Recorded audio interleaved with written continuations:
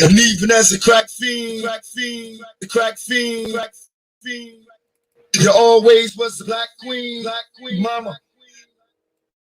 Dark.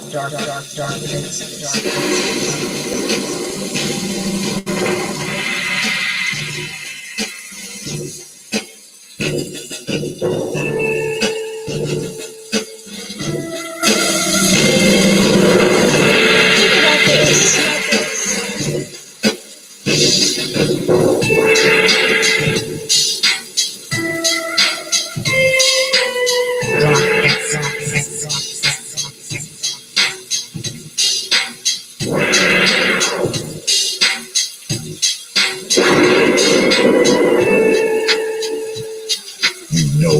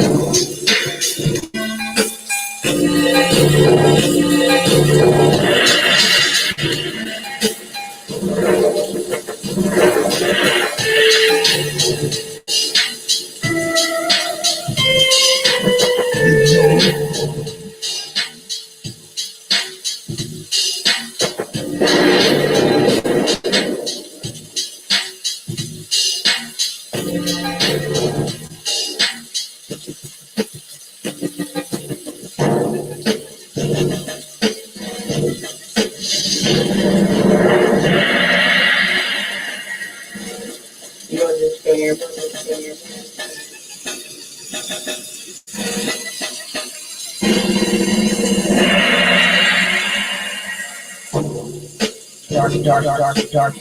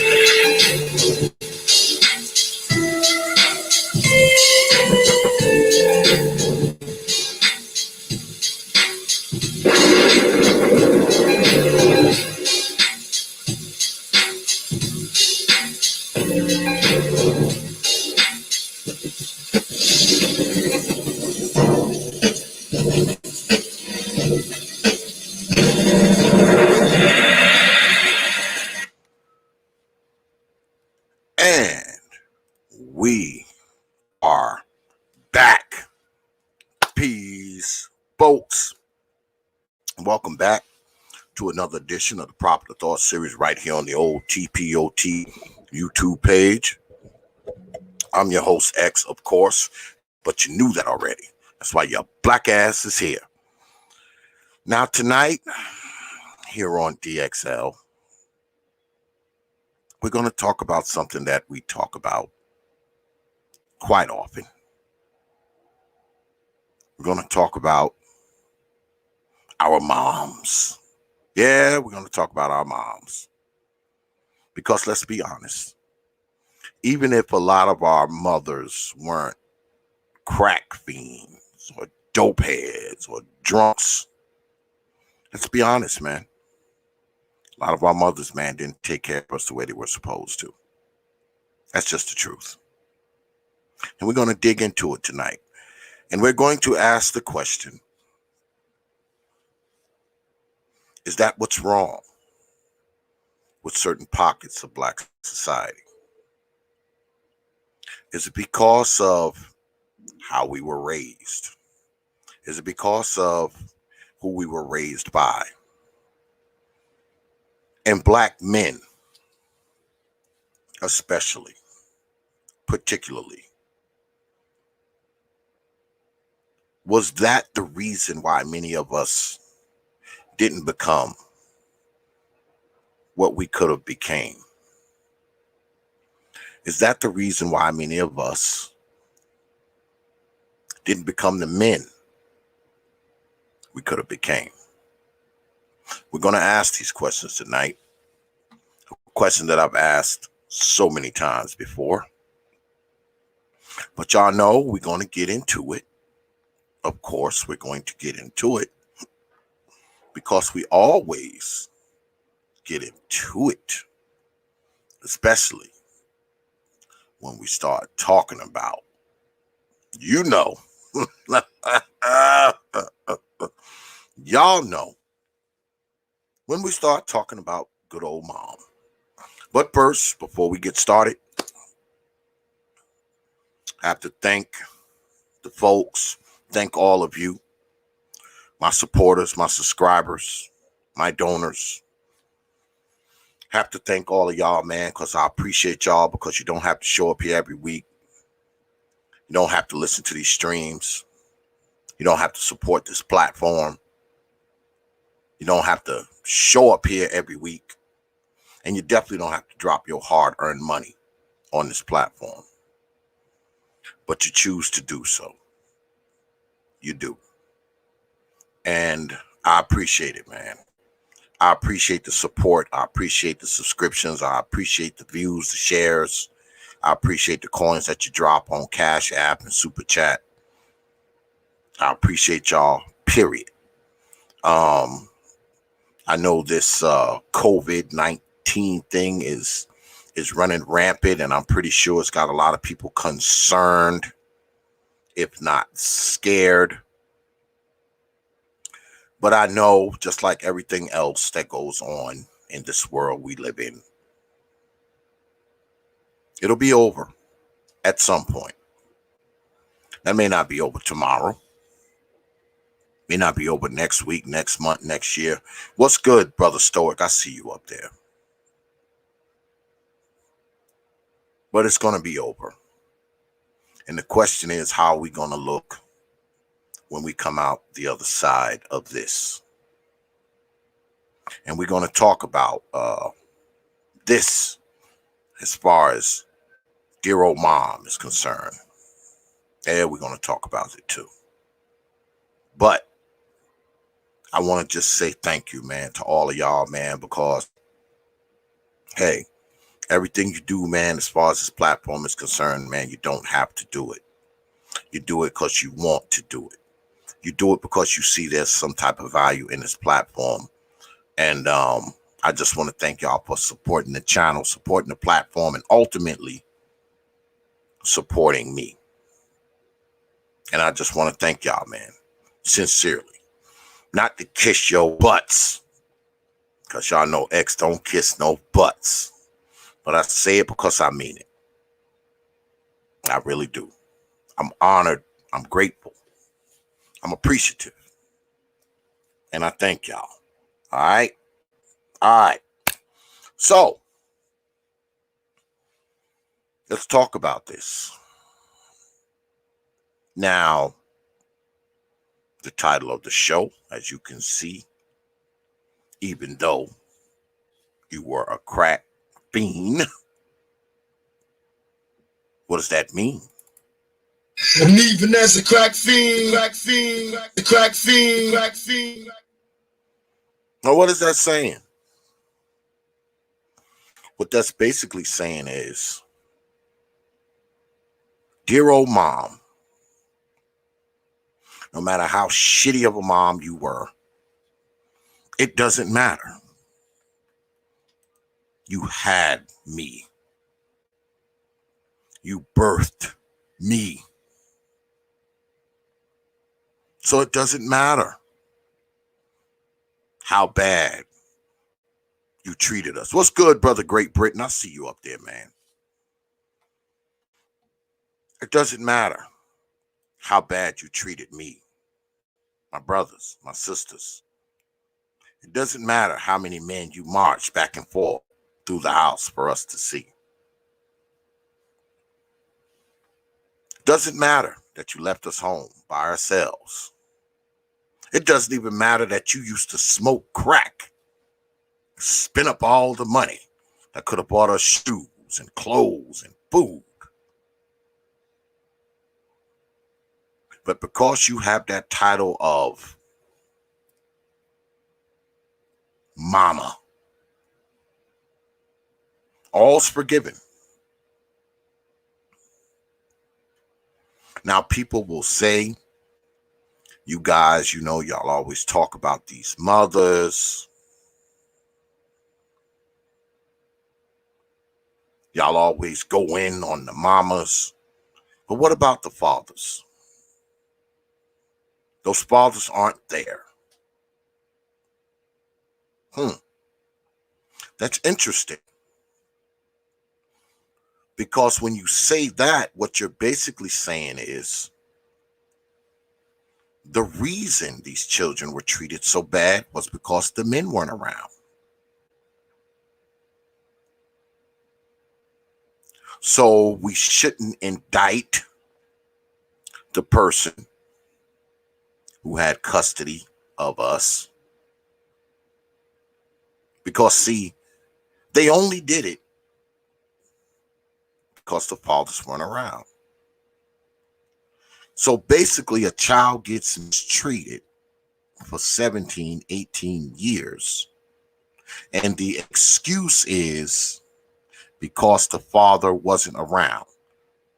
So, being that the father wasn't around, it was all right, or should I say, that was the reasoning behind the children being treated like crap, behind the children being beaten, behind the children being molested, neglected, starved. So all of that is all right because the fathers were not around. Now, what sense does that make?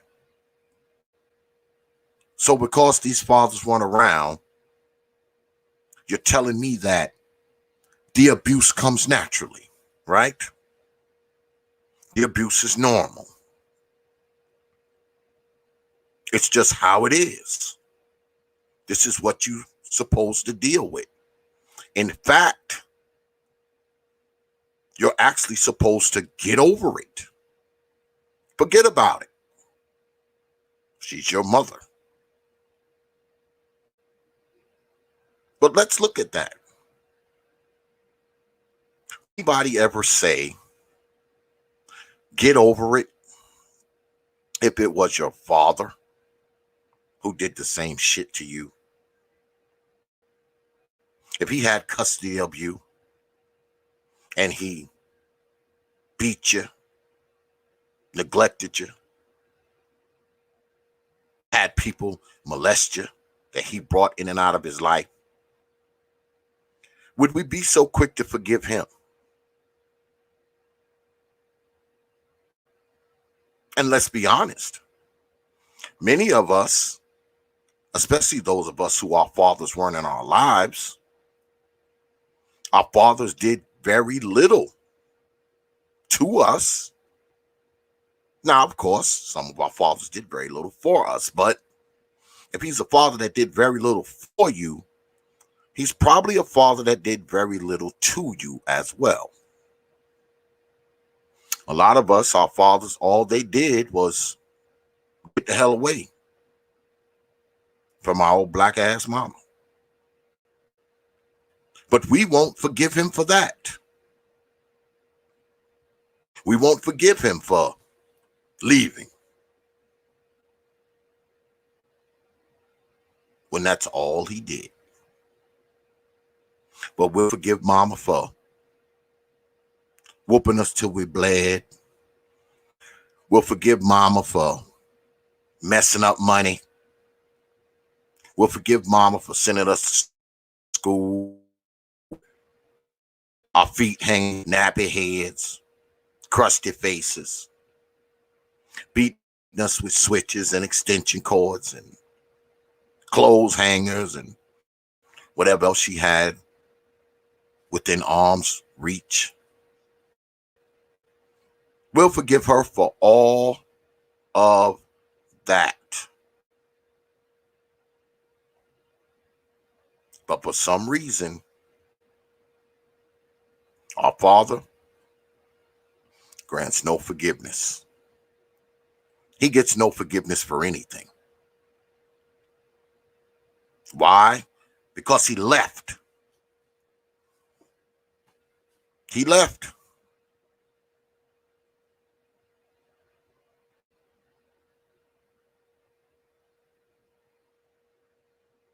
But I don't think it's all about him leaving. I think a lot of us resent the fact that he left us with her. And people will say, well, X, what do you know about this? You grew up with a father. True. But I was one of the few of the people that I knew that did. The reason why I talk about this shit as much as I do, folks, is because I saw it. I saw friends of mine come outside with belt buckle marks and scratches and bruises and burns and lumps on them. And I saw it. People that I knew. Brothers that we played ball with. Brothers that we ran around the neighborhood with. People that I went to school with. I saw it.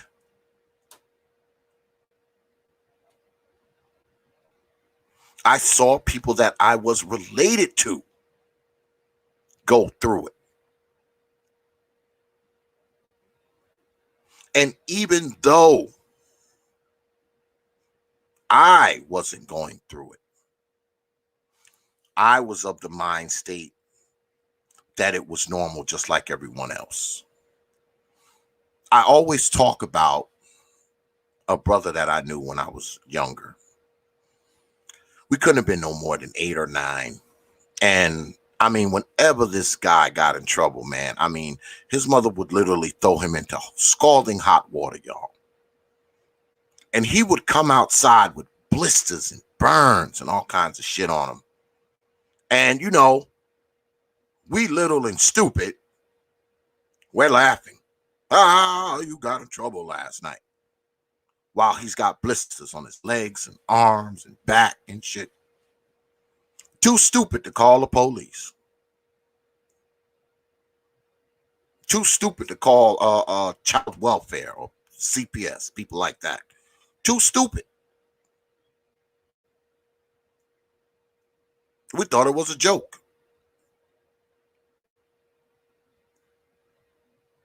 Too stupid to go tell our parents about what we saw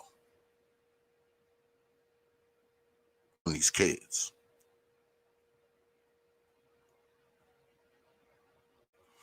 What's good, Third Ward? I see you up there, brother.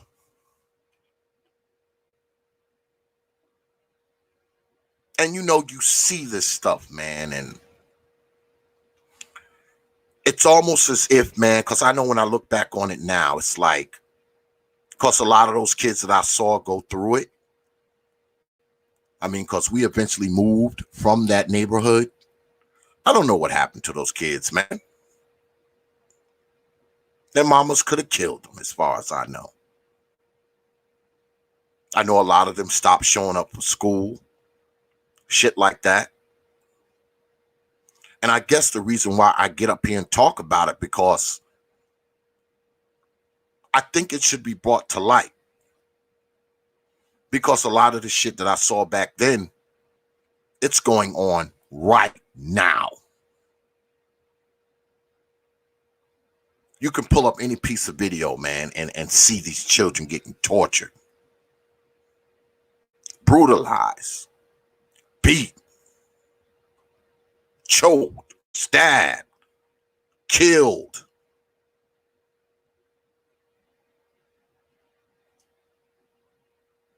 But no one wants to discuss it. We don't like to discuss it because it brings back the memories. If we talk about how bad it is and how grotesque and how brutal it is, we have to think back to our own old mama and the shit she used to do to us. And God forbid if we drum up those memories. Right? Because mom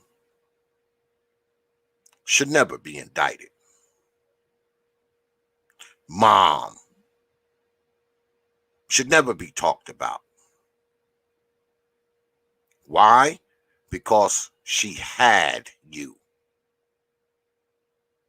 She took care of you.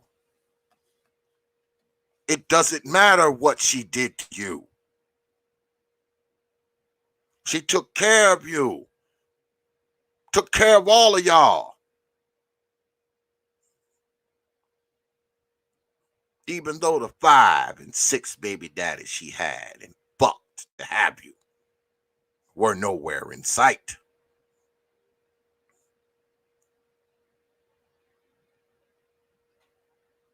She fed you, clothed you, housed you. She did all of that. And she did it by herself. So for that alone, you should never talk about it.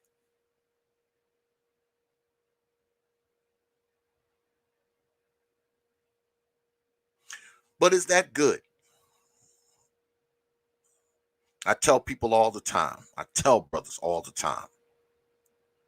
Stop keeping the secrets. You have to confront this old mama shit. You got to. Because if you don't, brothers, you will never be free. You will never be free. If you don't confront this shit.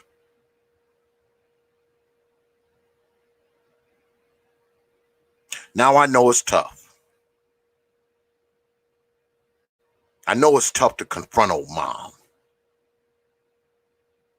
and tell mom, I remember what you used to do to us. I remember how you put men in front of us. I remember the lies you told to us. The lies you had us tell. I remember the beatings for the most infinitesimal infractions. I remember. I remember it all. I know it sucks. It sucks.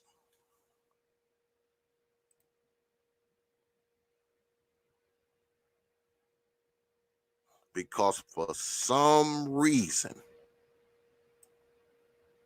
old mama is beyond.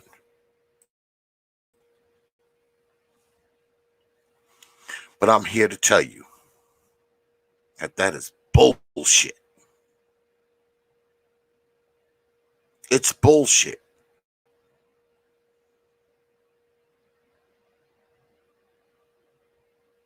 And the reason why I'm focusing on this right now is because I know in this area, I don't know about everywhere else, but in this area, all the schools are closed. And I know this may sound crazy, but for a lot of kids, school is their saving grace, especially if they have an old good for nothing shitty mom. They bounce out probably before her ass get up. They in school 6, 7, 8 hours. So that's 6, 7, 8 hours away from her. Away from the yelling and screaming and beatings and away from the brutality, away from the poverty, away from the strange men as she traipses back and forth through the house. It's a saving grace 5 days out of the week. But see, now it's different. The kids are home. So what do you think has happened to those kids who are already neglected, beat, abused, starved, whipped?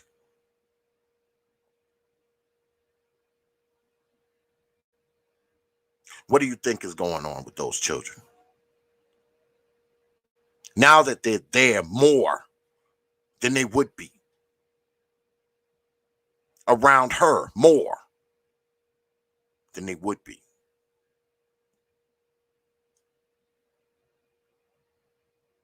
Interesting, isn't it? I hope that this thing going around makes black folks refocus and possibly realize what's important.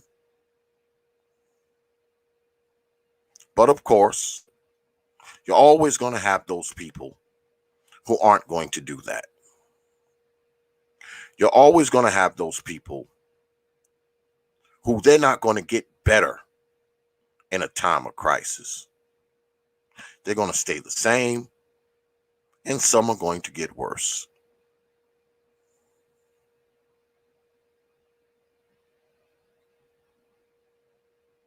And let's be honest, man. We as black folks, man, we are not strangers to abuse by our old mama.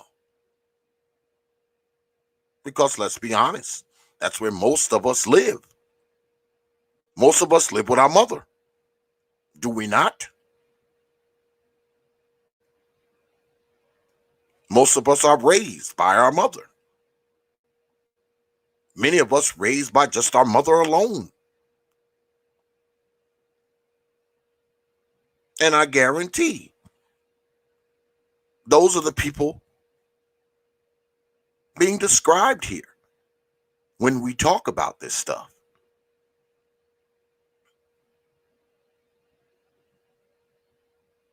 And Brother Xander said he confronted his mother about some stuff. You have to. I did. I did. Because to be honest, My mother and I, we got along better after I moved out. And like I said, I had a father in my life. Shit, my father didn't die till I was 36, 37. So I had my father in my life. I was fortunate.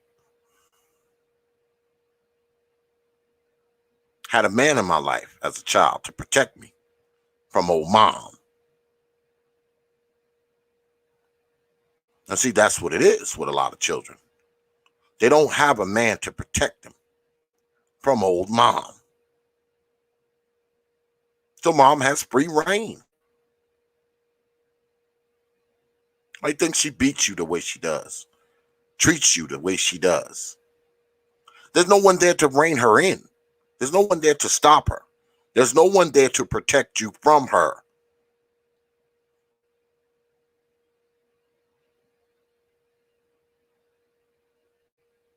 She has free reign to take out all her frustrations on you. Because as a child, think back.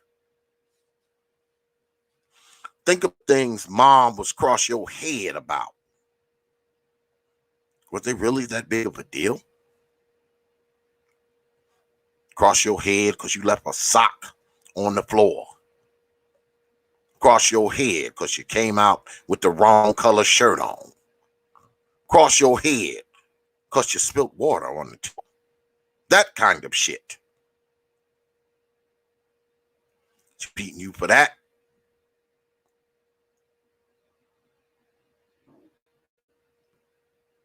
She was beating you because she was frustrated. Frustrated with the men. Frustrated with your old daddy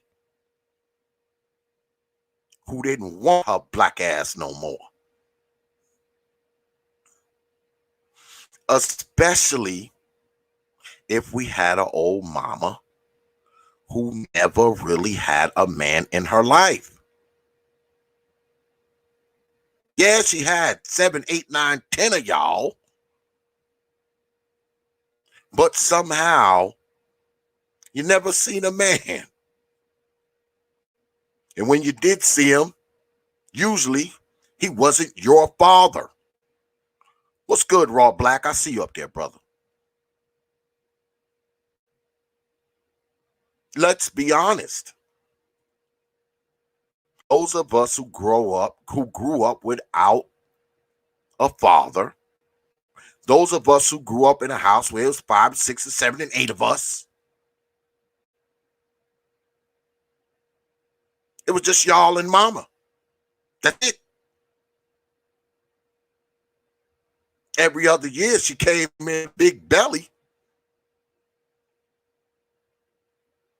but you never knew where she got it from. You know she had a big belly every year, but you had no idea how she got it. Because the person who gave it to her, you never saw. That fucked your head up. A lot of us grew up thinking that it was our daddy who knocked mom up 5 and 6 times after we were born. We didn't know. We didn't know. A lot of us believed we believed in him. We believed in the stork.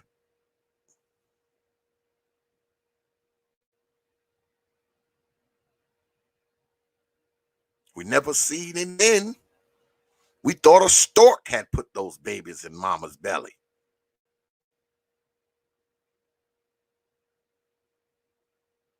We just turned around and every damn year we had another little brother and sister.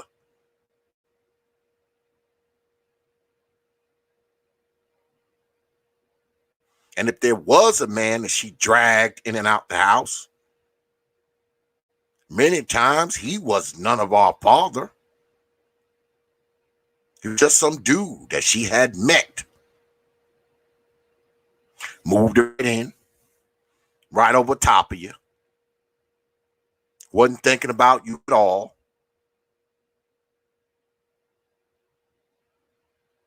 The kids were an afterthought. Their safety, their well-being, all an afterthought. Usually a lot of these guys creeping into the kid's room at night.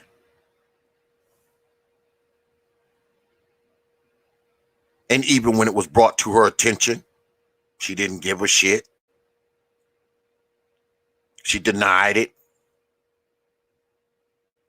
pretended it didn't happen, told you never speak a word of it.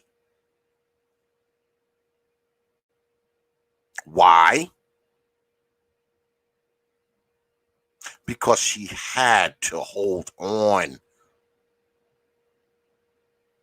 to the man. She had to hold on to that last hope that somebody wanted to be with her.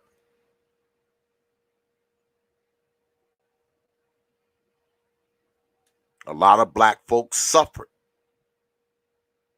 because their mamas had low self-esteem. A lot of black folks suffered because mom was a drunk.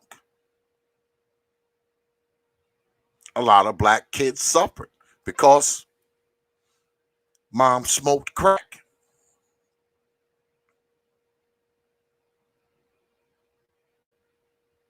I've said this often. A lot of us, the only reason why we here is because somebody gave your mama a $20 bag of crack. Gave her a $20 bag of crack, fucked the raw and bust in her, and here we are. Here we are. A lot of us, our mama continued to smoke crack while she had us in her belly, having us in her gut. Didn't even stop her from smoking crack.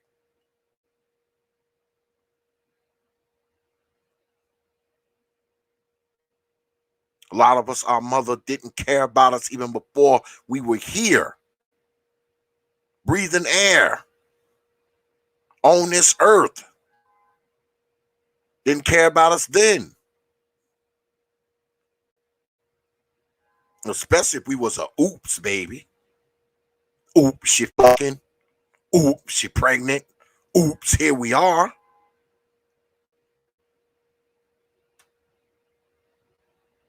You think she cared? You think she gave a shit? We have to be honest, man. Some of our mamas didn't even want us, y'all. They didn't. I know that's hard to hear.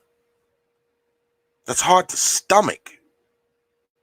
But some of our mamas didn't want us. They weren't ready for us. Just that they had fucked. Raw. They knocked up by some dude that probably didn't want them. So why would she want you?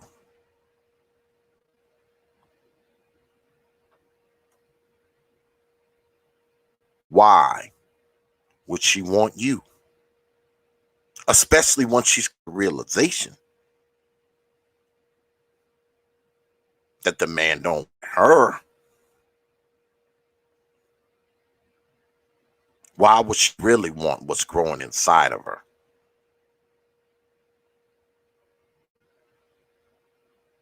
To torture him? To make his life miserable? Or maybe just to keep a part of him as a trophy,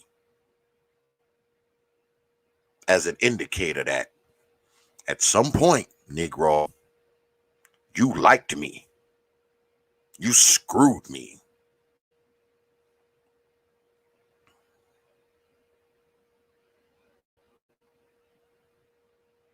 But let's talk about us. Let's talk about how many of us are still attached to our mom. Many of us, the umbilical cord was never cut. That internal umbilical cord, that ecological umbilical cord. A lot of us were still connected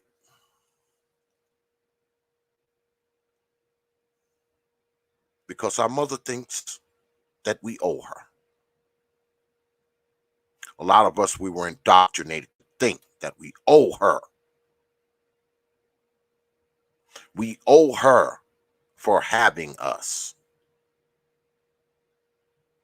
We owe her for housing us. We owe her for those years she put us on the school bus.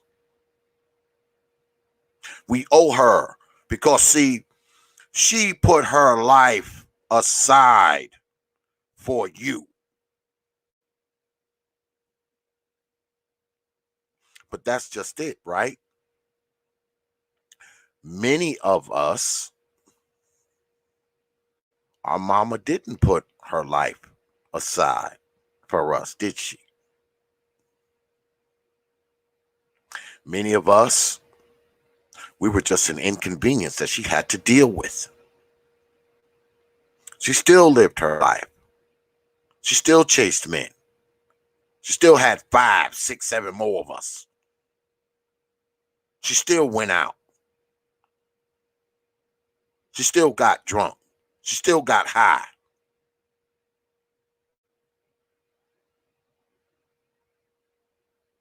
Many of us, her life didn't change. Many of us, all she did was bring us into her chaotic life. And see, that's the problem. Doesn't matter what people do. You can go out and get drunk and screw and get high and smoke crack, do all that shit. Do whatever you want. But see, once it starts to affect the little ones, then it's a problem.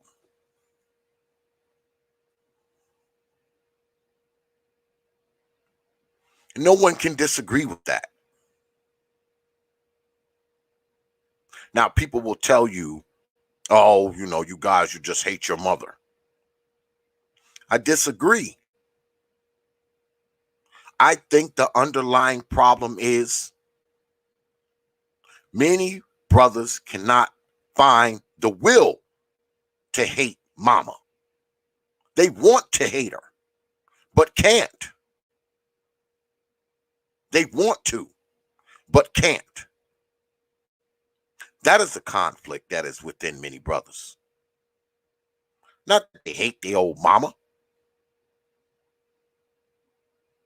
because if they hated her, if black men hated their mama as much as people say,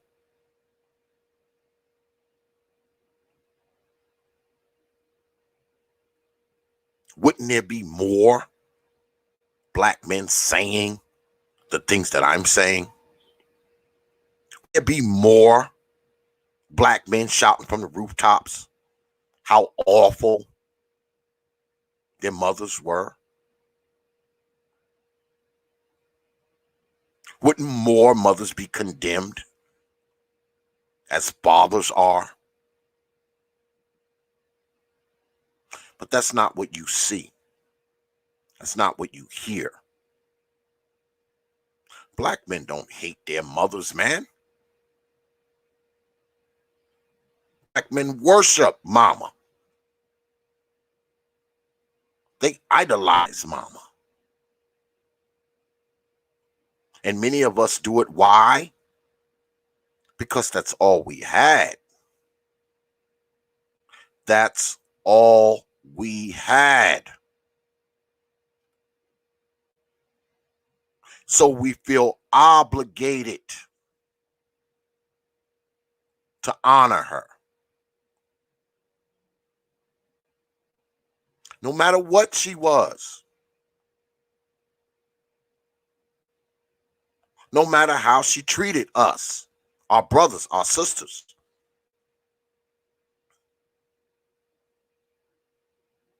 Because she's the one person in this world that no matter how she did you, how much she tortured you, how damn near impossible she made your life, she's that one person that you cannot hold a grudge against. You'll hold a grudge against your old man for a lifetime, especially if he wasn't around. You'll hold a grudge against your old man if he missed one of your damn football games. He missed one of your basketball games. You'll hate him forever. And the crazy thing is,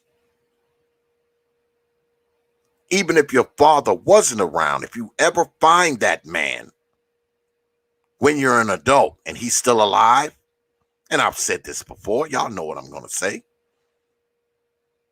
If you find this brother, you know the first thing he'll do? He will apologize for not being in your life. He will apologize for missing your football games.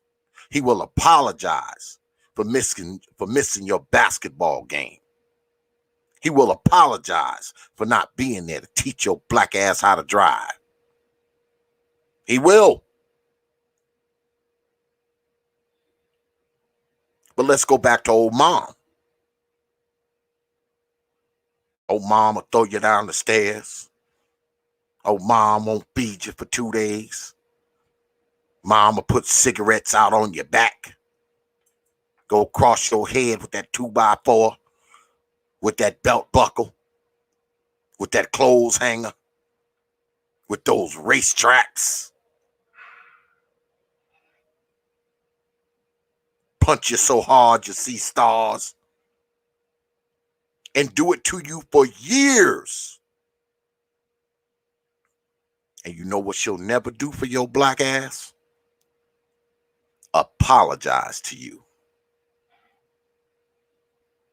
Because see, in her mind, she never did any fucking thing wrong.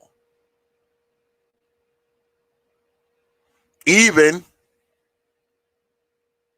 if she was a crack fiend. Yeah. And you'll have other people tell you.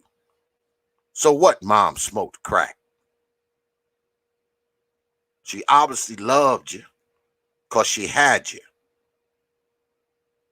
Nope. More than likely, she had you because her black ass couldn't afford an abortion. Wasn't like she had you and said to herself, oh, I'm going to give you a better life than I got. Yeah, I fucked up and let some dude bust in me. And now I'm pregnant and I got this kid. So, hey, I'm going to try to make this kid's life better than mine. Nope. What she did is went and let 5 and 6 more dudes bust in her. Now she's got a whole team of you to treat like crap.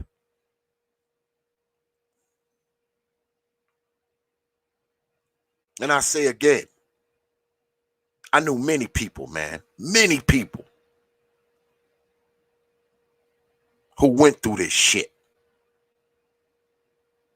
I knew many people, man, who felt this shit, man.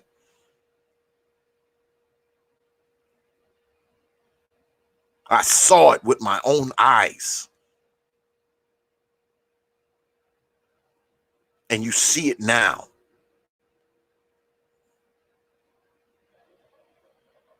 And it's not even just the women who get high and smoke crack and do all this stuff. It ain't just them, man.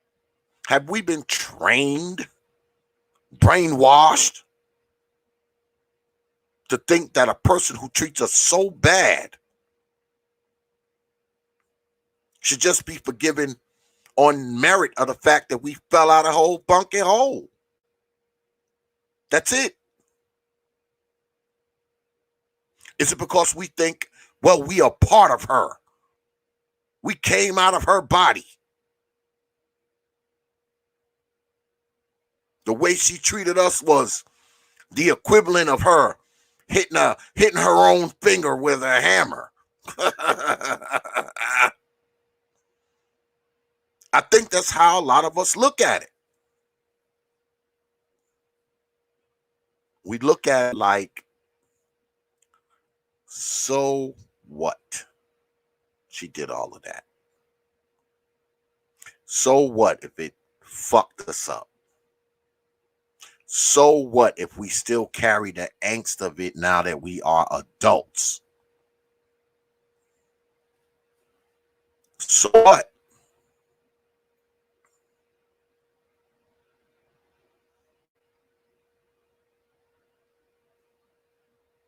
But how long can we continue to say, so what? How long can we continue to say it does not matter? I think it does matter. It matters.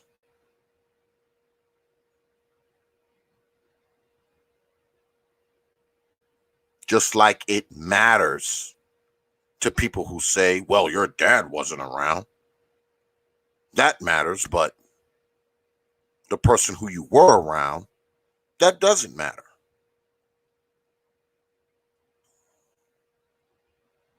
And see, me, I want you brothers to be free. Because I know dudes. I know dudes right now. That mama shit fucks with them right now. And they're in their 40s and 50s. That shit's still up here, man.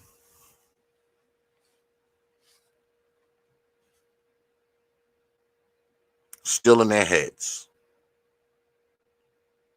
They never got past it.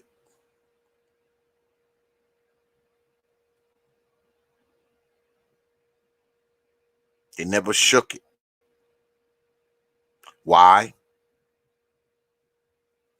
Because they've never confronted the person who probably treated them worse than anyone else. Because think about it. And y'all have heard me talk about this before. Who's ever beat you as much as your mama?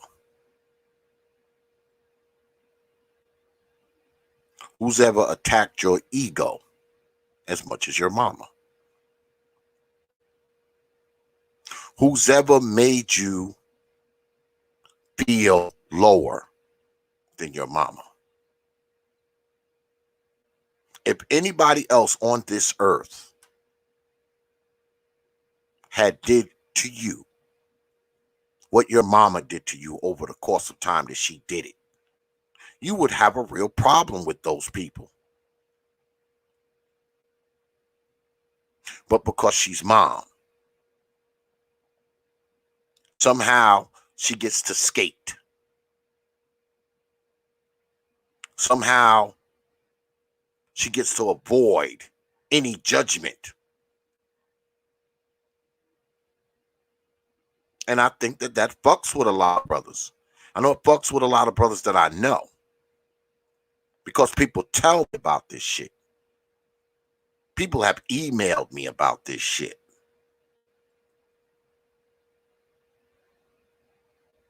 This isn't something that's made up. This isn't something that doesn't have validity. Many of us know this story. Not all of us, but many of us.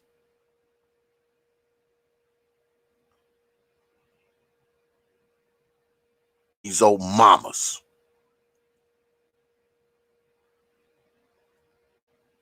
treated us like crap. shaped us to who we are. Many of us not only treated us like crap, but didn't give a shit about our development. How many of you grew up with a mama who didn't even care about your homework, your schoolwork? She didn't even care that you couldn't read, write, count. She didn't care about any of that shit.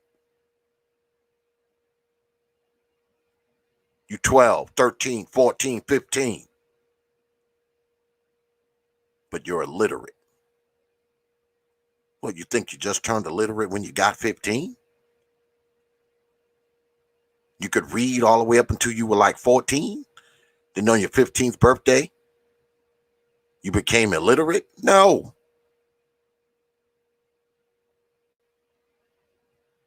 You were always illiterate.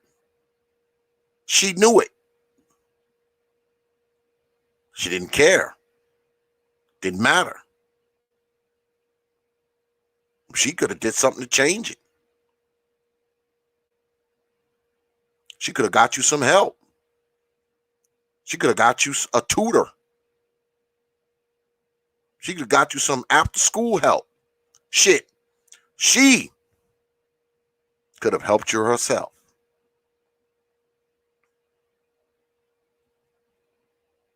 She didn't care that your ass was stupid. Why would she? Her ass is. God forbid you grow up and become better than her. She didn't care about any of that. None of that mattered.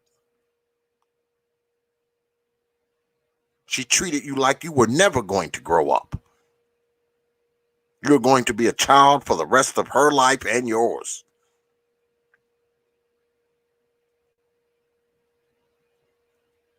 Many of us, our childhoods were just big lies.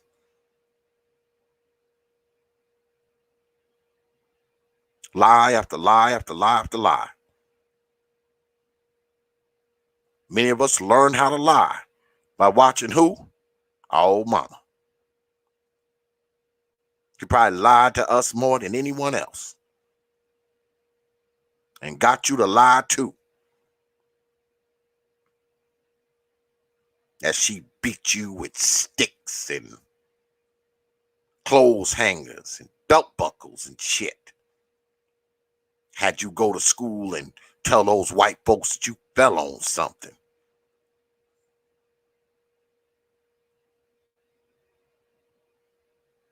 Taught you how to lie too. That's probably the first person you ever saw tell a lie was your old mammy. Wasn't it? You didn't know what a lie was. How could you? You were a child.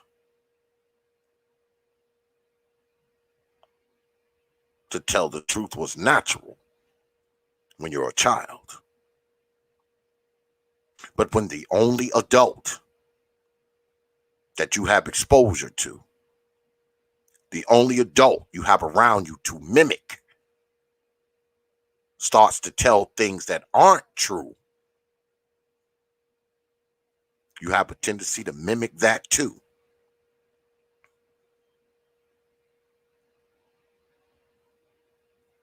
She's the adult you're around. She's the adult that you take notes of. She's the adult you watch.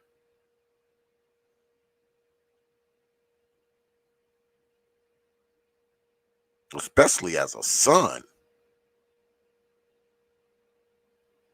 It's bad when you mimic mom. I mean, it's bad when girls do it too. But as a man, you mimicking mama. You're gonna have problems in your life. Especially if your old mama ain't shit.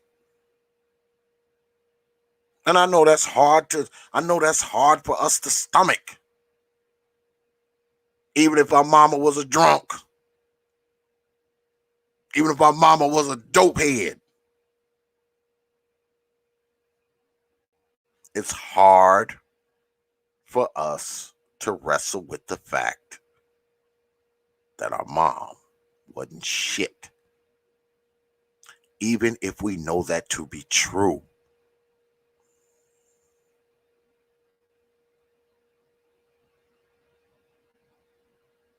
Because we've had the fear of God put into us.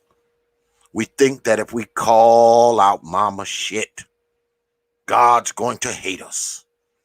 God may strike us with lightning. It's what we were taught, man.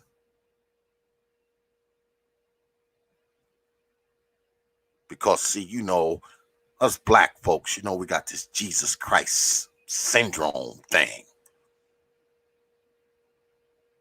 Everything's based on biblical theology, even if it's bastardized. Because chances are, even though mama was a crack fiend, she probably often held that Bible up, boy, and cited it as she stood up there, smelling like crack, but holding that Bible, boy, pointing at that picture of Jesus on the wall. You know, the one with the blonde hair and the blue eyes. As she scolded you, she pointed to that portrait and put it in your head that going against her was the same as going against him.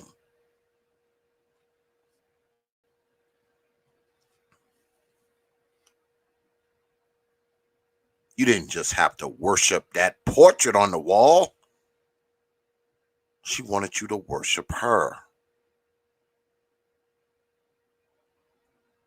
And it still goes on today.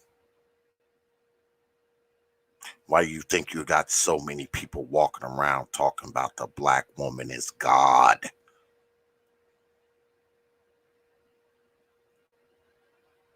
Because to them, their mom is their God.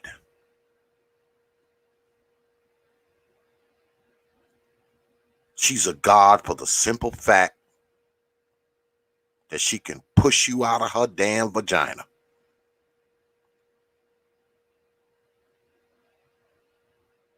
Not only you, she can push out 2, 3, 4, 5, 6, 7, 8, 9, 10, 11, 12. So that alone makes her God. Because she has the ability to lay down, get fucked, carry you in her gut for 8 or 9 months, and drop you out. That makes her God. Yep.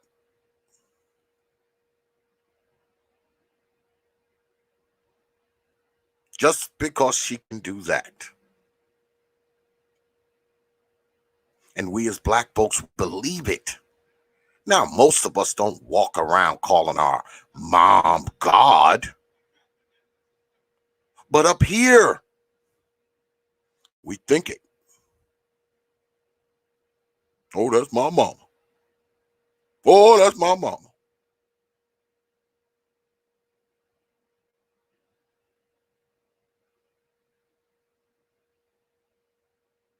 A lot of us, we got to call our mama for everything.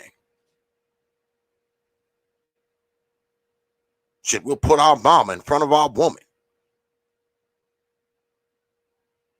Our woman got to tell us, hey, look, I'm your wife. Why you at mama house every damn day?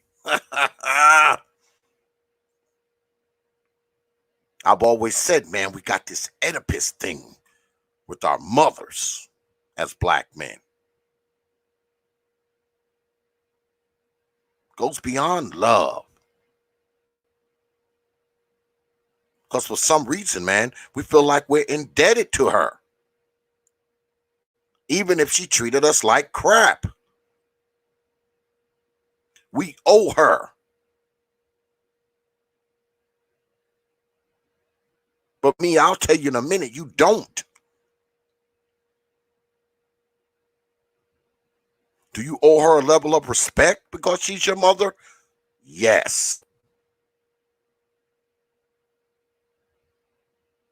Should you love her because she's your mother? Yes.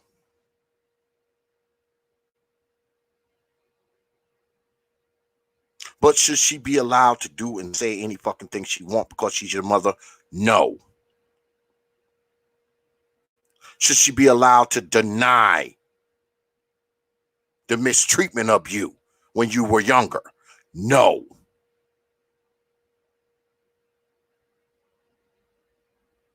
Should she be able to bring up the fact that she raised you as a reason for you to now support her? No.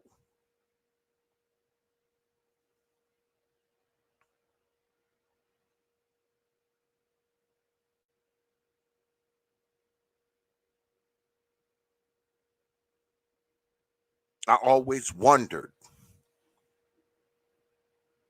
what I would have done if I had a mother.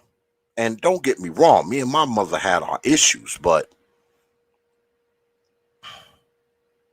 people I knew, man, their moms was like, I'll say again, I often wondered, man, how would my life have turned out if I had these guys' mother? If I was being raised by these mothers, these old mamas. Think about all the people that you know, right? Let's talk turkey here.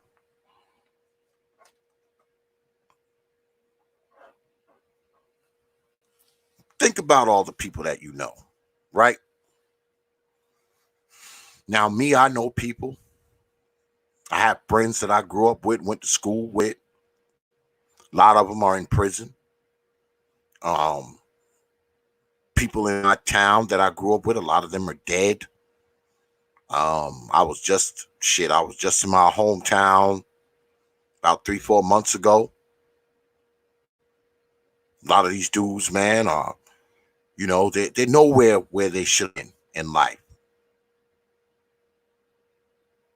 A lot of these dudes, drugs, in and out of jail still.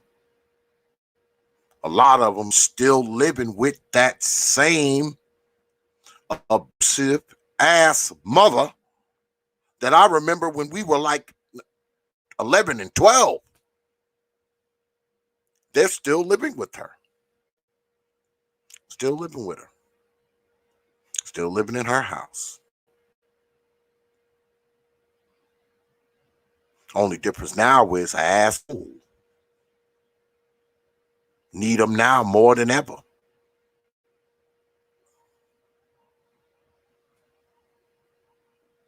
And they need her. I talked about this before. A lot of us, we need old mama. That's why we can't encourage her for the shit she did.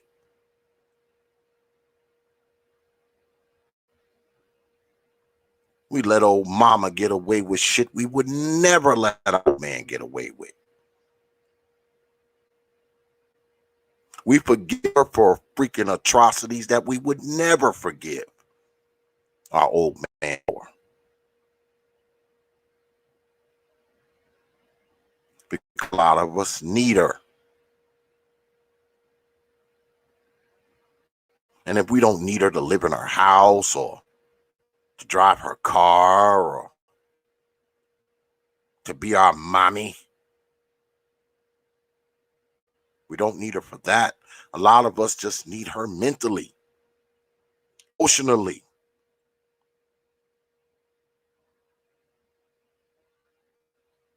We need her.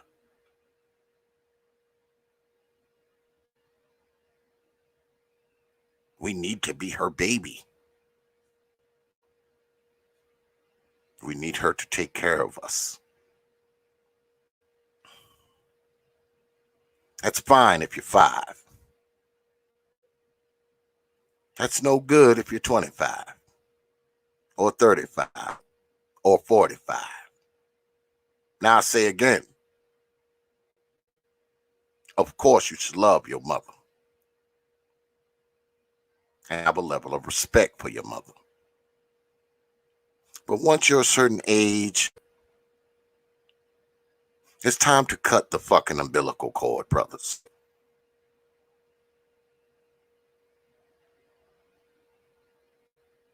It's time to not only confront mama about the shit she did to you and how she treated you. It's also time to prove that you don't need her. Because you don't. You're grown, man. You don't need your mama. You need your mom shit for you. Oh, she do your laundry? So fucking what? You can get yourself. What, does she clean your room that you got in the basement? Get your own place. You can learn to clean it yourself. Oh, she let you drive her car? Guess what? You can buy your own car. Drive it yourself.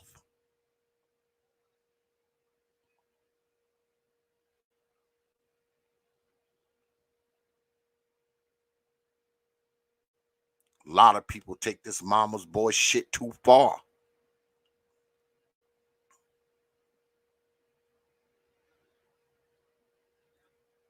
When you become a man, you ain't supposed to still be a mama's boy.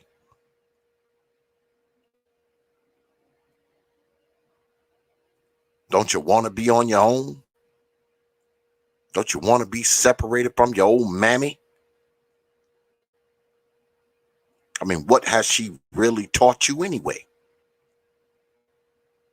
Most of the shit you learned as a man, you learned from other people if you didn't have a mother. You didn't learn it from her. She never taught you anything, man. Only thing your mama can teach your ass is how not to be. Because as a man, if you find yourself exactly like her, there's going to be limited places for you. The penitentiary, the cemetery,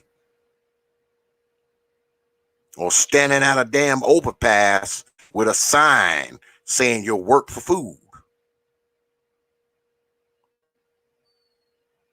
Go ahead and apply mama's logic to things as a man and see how that works out for you. Go ahead and do shit the way your mama did it as a man. See how that works out for you.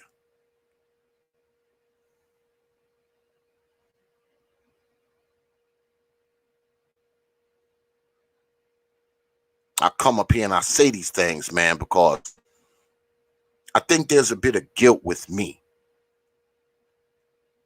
Because I watched so many brothers go through it when I was younger.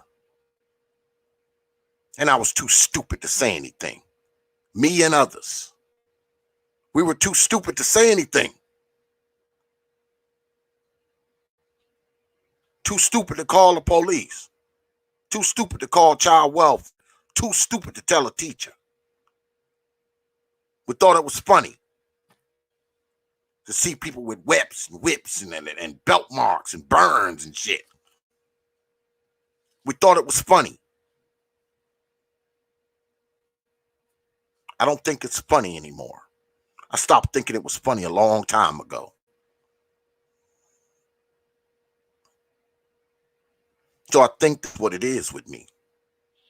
That's why I talk what I talk about these Ole MaMas.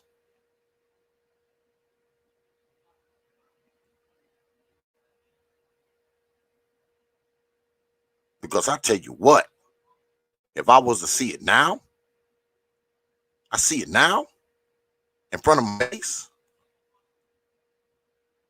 I see a kid that has obviously brutalized people. Man, I'm telling somebody. I'm snitching. I'm calling the police. I'm calling child welfare. I don't give a shit who don't like it. I don't.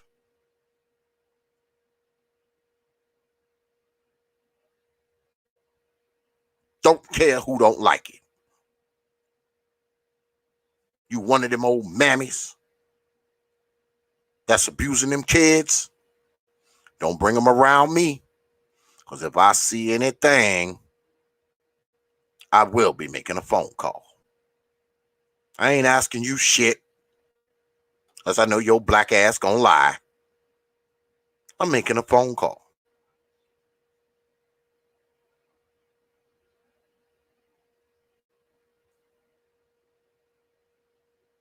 Because obviously, you're brutalizing these children. They're probably better off away from you. Now, people always say, oh, the best place for a child is with his mother. Yeah, that's if his mother's worth of shit. If his mother's brutalizing him and the kid's living a horrible life, beating them, half beating them, half clothing them, half housing them,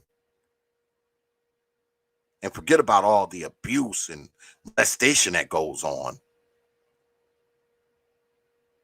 How's he better off there?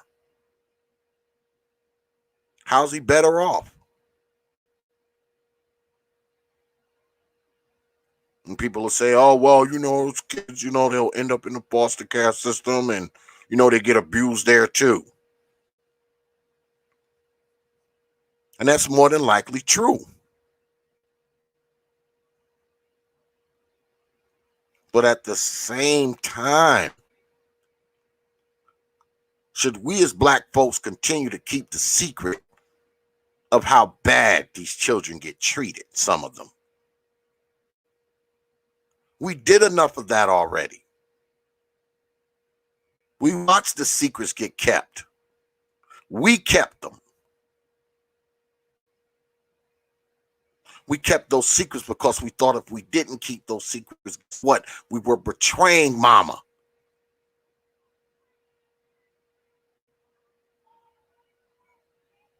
We thought we were doing mama wrong if we told. We cared more about mom getting in trouble than we did about our own safety. Have y'all seen that Netflix thing? What is his name? Gabriel Fernandez. Did y'all see that? I watched one episode of it, man, and I saw that kid, man. He had swollen lips, black eyes, and burns and bruises, and nobody did shit. Nobody said shit. Even when child welfare was called, they did nothing either.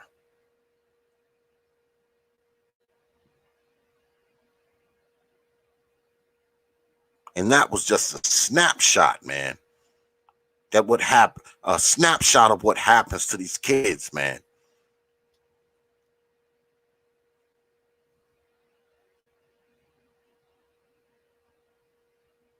These kids are brutalized, beaten.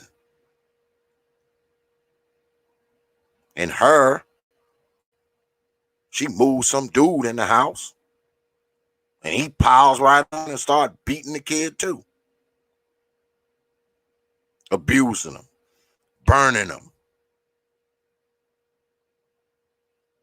fracturing his ribs, all that kind of nonsense.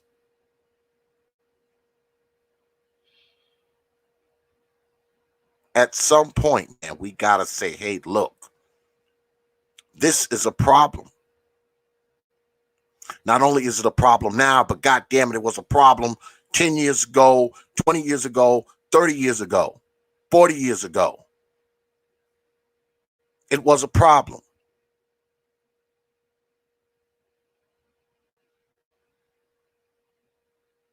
And I'll say again, brothers, you will never be free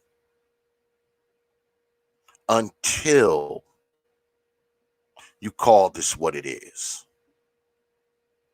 Until you stop keeping the secrets. You can stop keeping the secret now, man. Mama O. You can confront her about this shit. Yeah, I know now, she's as old now. She's sitting in church and all that. She's sanctified and all kind of nonsense now, She's all churchy and stuff now, like none of that stuff ever happened. So don't expect any attrition from her. Don't expect an apology from her. Don't expect any of that shit. Don't even expect her to acknowledge it.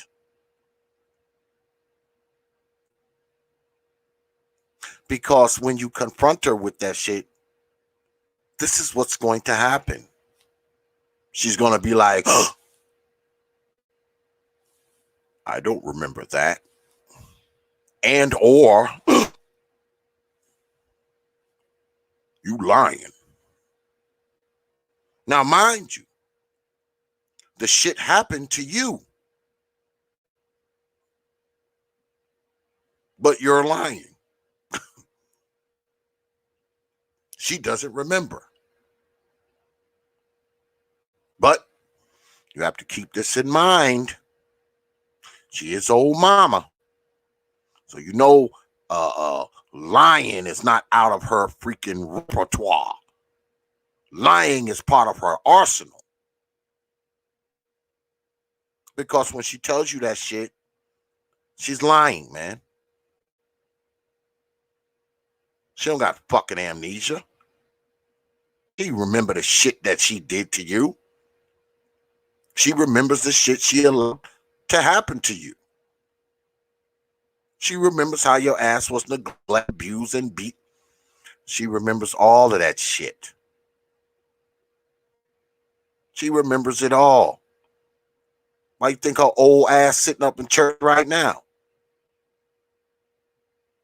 Trying to gain penance for the shit she did when she was younger. When she was young, curvy, and pretty, and, dudes want to fuck her and all that kind of shit. But see, now her ass old.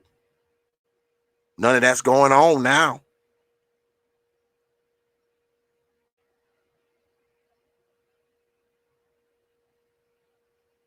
She old. She see her mortality. But even with that, she'll never acknowledge how bad she treated you. And will never apologize for anything she's done to you. She could have broken your nose, broken your arm, damn near killed you, poisoned you, throw you down the stairs, in your face, burn you. All that. She will take that to the grave. Yeah, that's going to the grave. She will lay on her fucking deathbed and never say, I'm sorry to you or your brothers or your sisters. Never. I've seen it.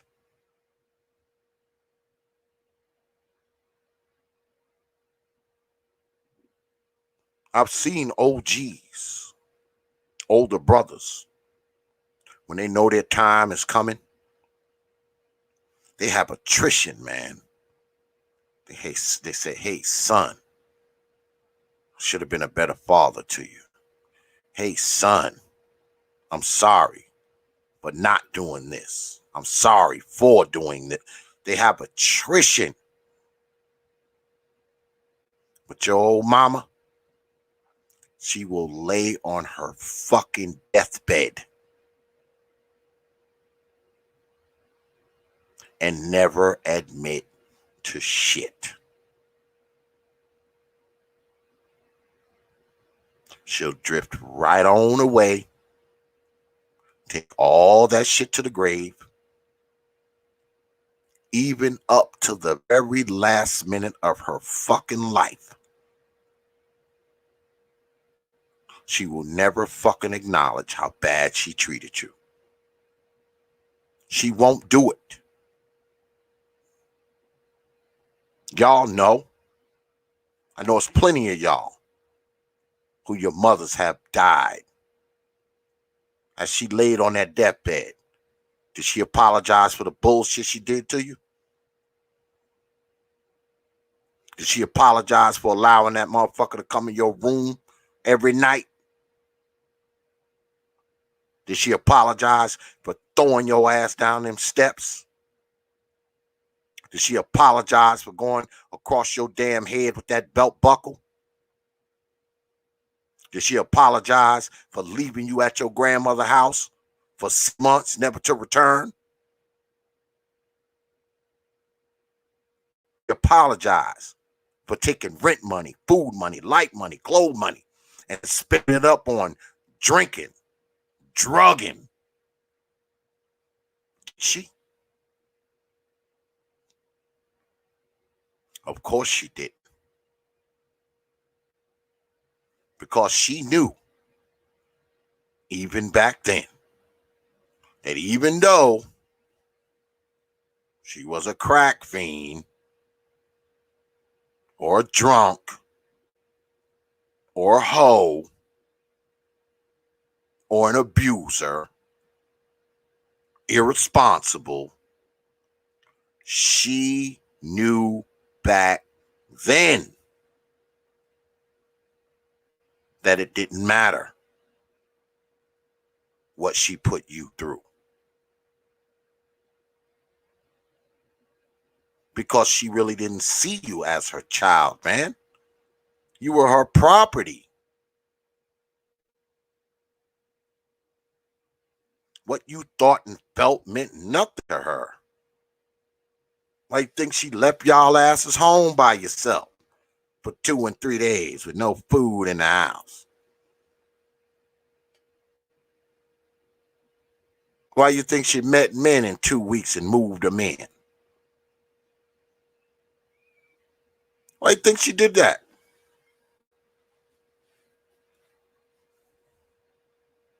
Why you think she did it? You were like property, man. You weren't important. Especially if you was an old oops baby. I know. I grew up during like the crack era. During the 80s, I was a young teenager.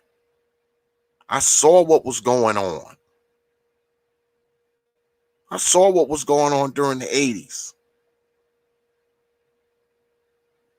I saw how crack just took cities over.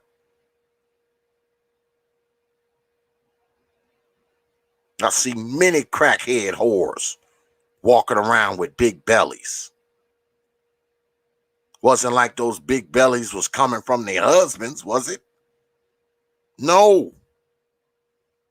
Somebody had gave them a $10, $20, $30 piece of crack.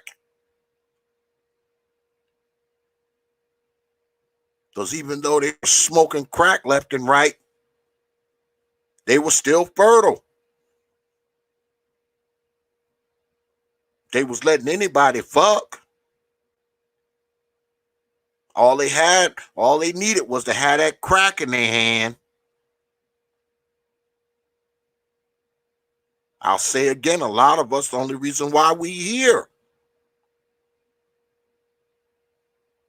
Somebody gave our old mama a piece of crack. And here we are. That's just the truth. I know I grew up in those times. I saw what was going on. It was nothing to walk through a park and see somebody banging some crackhead. It was nothing to see that in the town that I grew up in.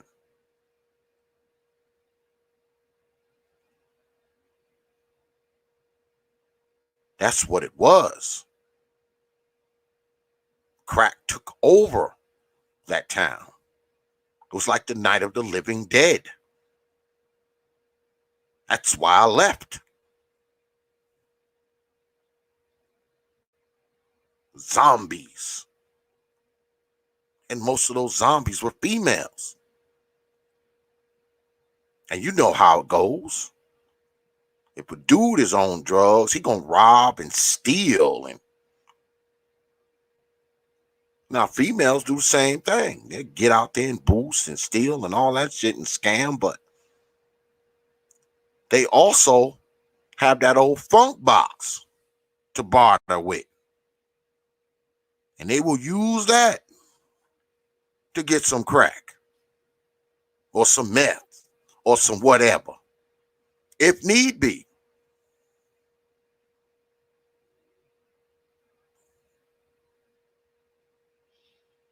They will use that old funk box, if need be, to get the dope. And once she's to the point where she's using that old funk box to get the dope, you actually think she's making dudes wear condoms? No. Shit, I know dudes personally in my life who literally don't know who their father is, man. They have no idea who their father is. You know why? Because she don't. She don't.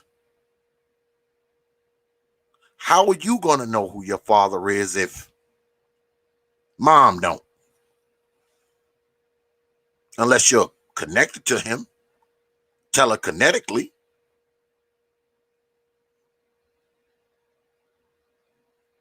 Dudes have no idea who their father is. Because old mom don't. Especially if she was out there during the crack season, when the reason was the crack season, and she was on one of her crack binges, ass broke, want to smoke crack left and right,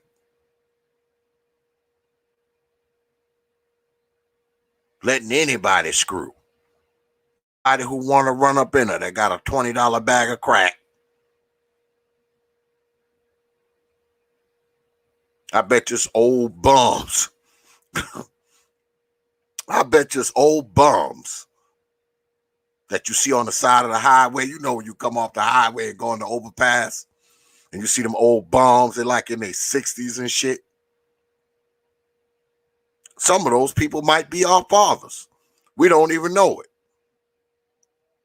Shoot, that dude might have fucked our mom 30 years ago, 40 years ago. He wasn't always a 68-year-old bum. Shit. 40 years ago, he was a 28-year-old young guy. Think about it. Think about it now. Shit, years ago, he might have been one of those dudes walking around with a pocket full of crack, screwing our old crackhead mama. Better be careful when you're pulling up on that overpass and you see that old bum standing there with a sign. Look at him close. He might be your daddy.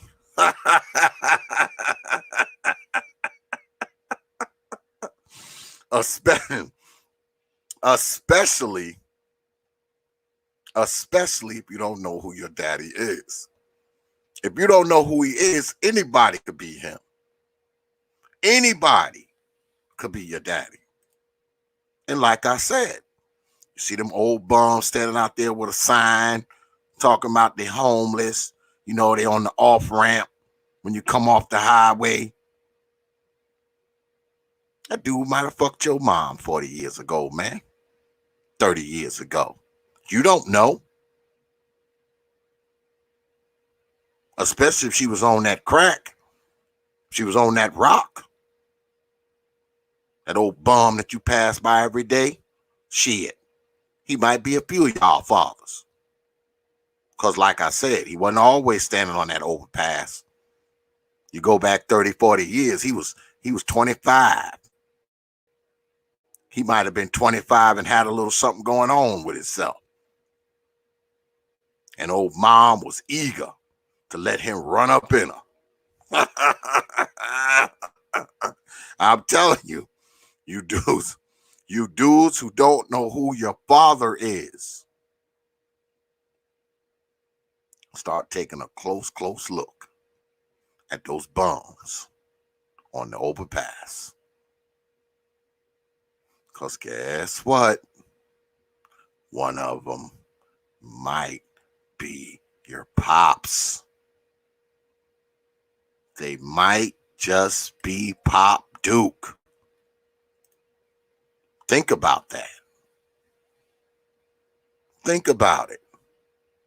They might just be Pop Duke. Wouldn't that be crazy? Find one of them old fellas. Y'all kind of look alike and you convince him to take that swab test. And goddamn it, come to find out, this bum that's been riding by every now and then handing him $5.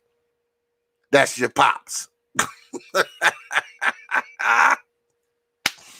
That's your damn pops. You never know, man. You never know. Especially with the type of mamas we have. You never know. You never know. That might be Pop Duke. I'm just saying. But anyway, I'm going to go ahead and, because I've ranted enough, god damn it, I'm going to put the old stream in the chat. If any of you brothers want to come up on here and talk about it, you're welcome. Because I know it's some stories out there that need to be told. Now's the time to tell them. Now's the time, man, to share them.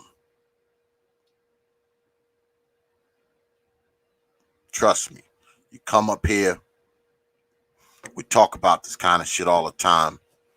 I've had many brothers come up here, share their stories, talk about it. I mean,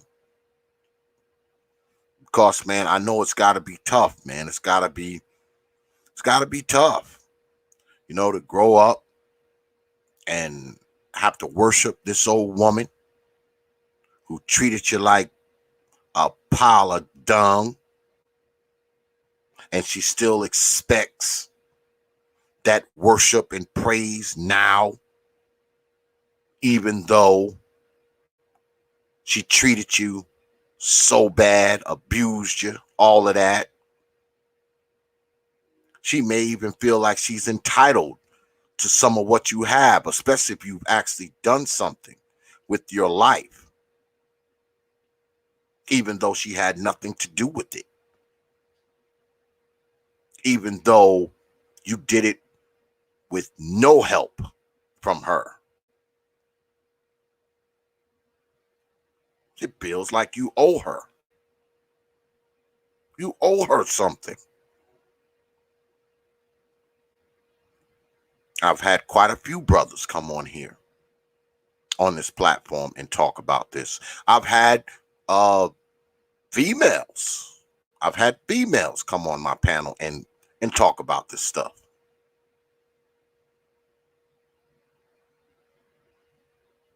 I've had females come on and talk about how mama's boyfriend in their room every night.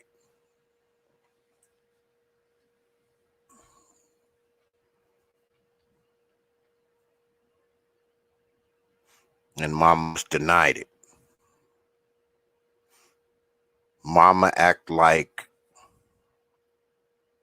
nothing was going on.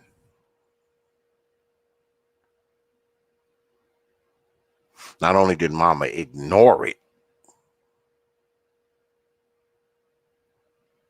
mama usually got mad at the kid. Y'all go through the archive, T.P.O.T. and look how many freaking segments of this kind of stuff that I have. Of these people being treated so bad by their mothers.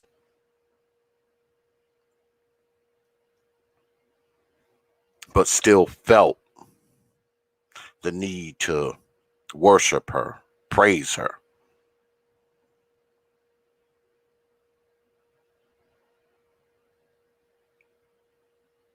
Because this is how we were taught. This is what was burned into our psyche, man. That no matter what mama does, you praise her. She's the most important person in the world. A lot of times they'll tell you that even if you do have a father. Yeah, mom's more important. I guess because you come out of her. It's got to be what it is. Because you come out of her, that automatically makes her the most important person in the world in your life, right? Now I get it, when you're an infant, you're breastfeeding, you're 1, 2, and 3, and 4, and 5, and all that. I can see how people will say, well, your mother's the most important person. But how is she the most important person when you're 20? When you're 30? When you're 40?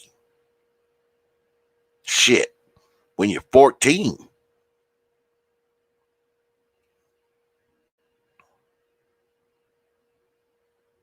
How is she the most important person in your life? Especially if she's a shitty mom.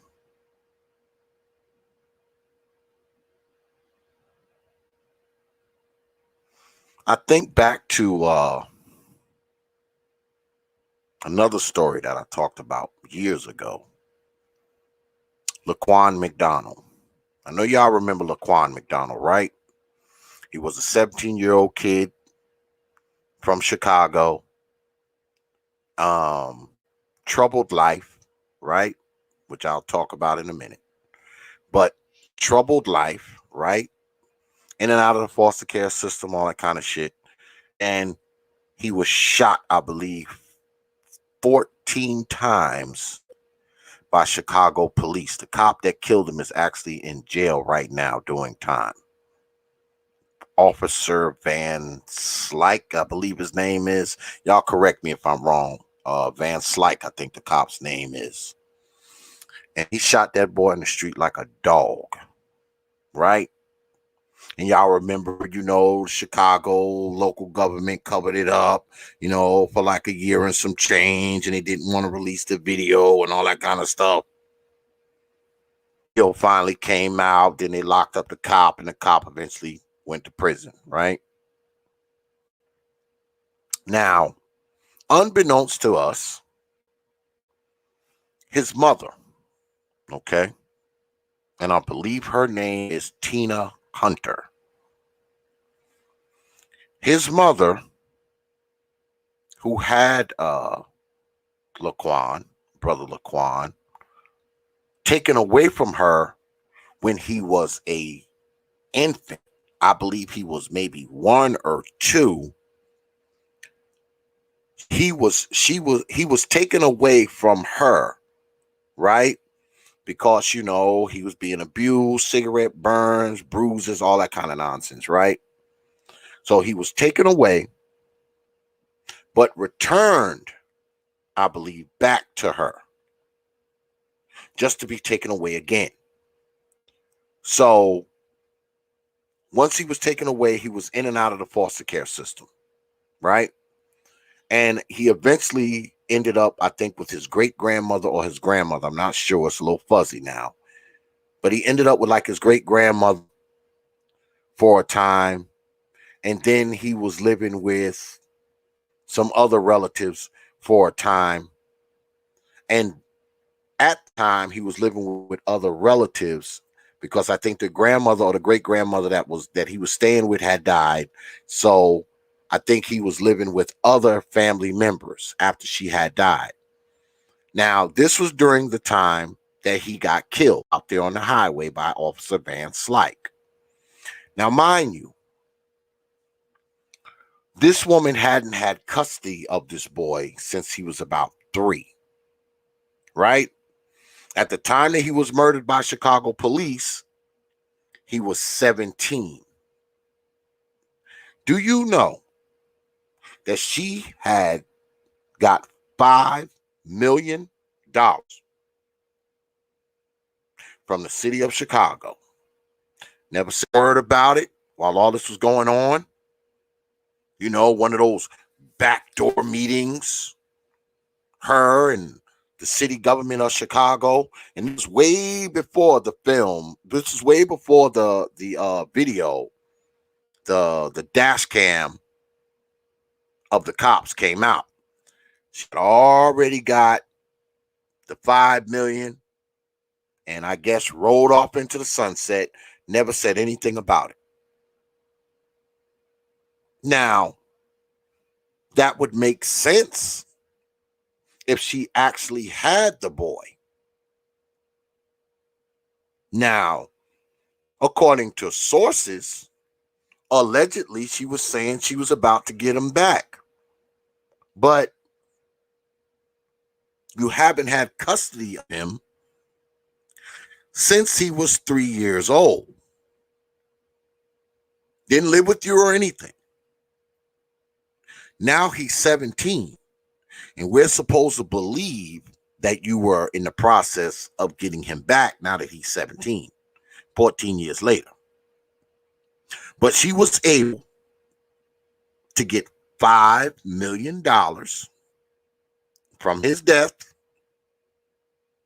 even though she didn't have that boy in her custody for more than a decade. So basically, she got $5 million for just being a bullshit, raggedy ass mom who was able to step up and say, hey, that was my son that y'all killed. That's it. That's it. $5 million for that. Now, I know people will say, oh, well, that's anybody's business. No, it's not, but it's public.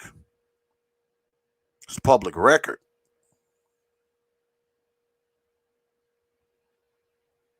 And the crazy thing is the only reason why we know about it is because some reporters were digging and they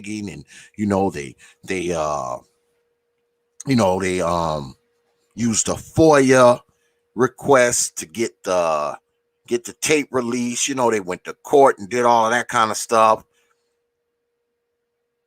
Because I don't even think she was lobbying for that tape to be released. She didn't give a shit. She had already got her $5 million check.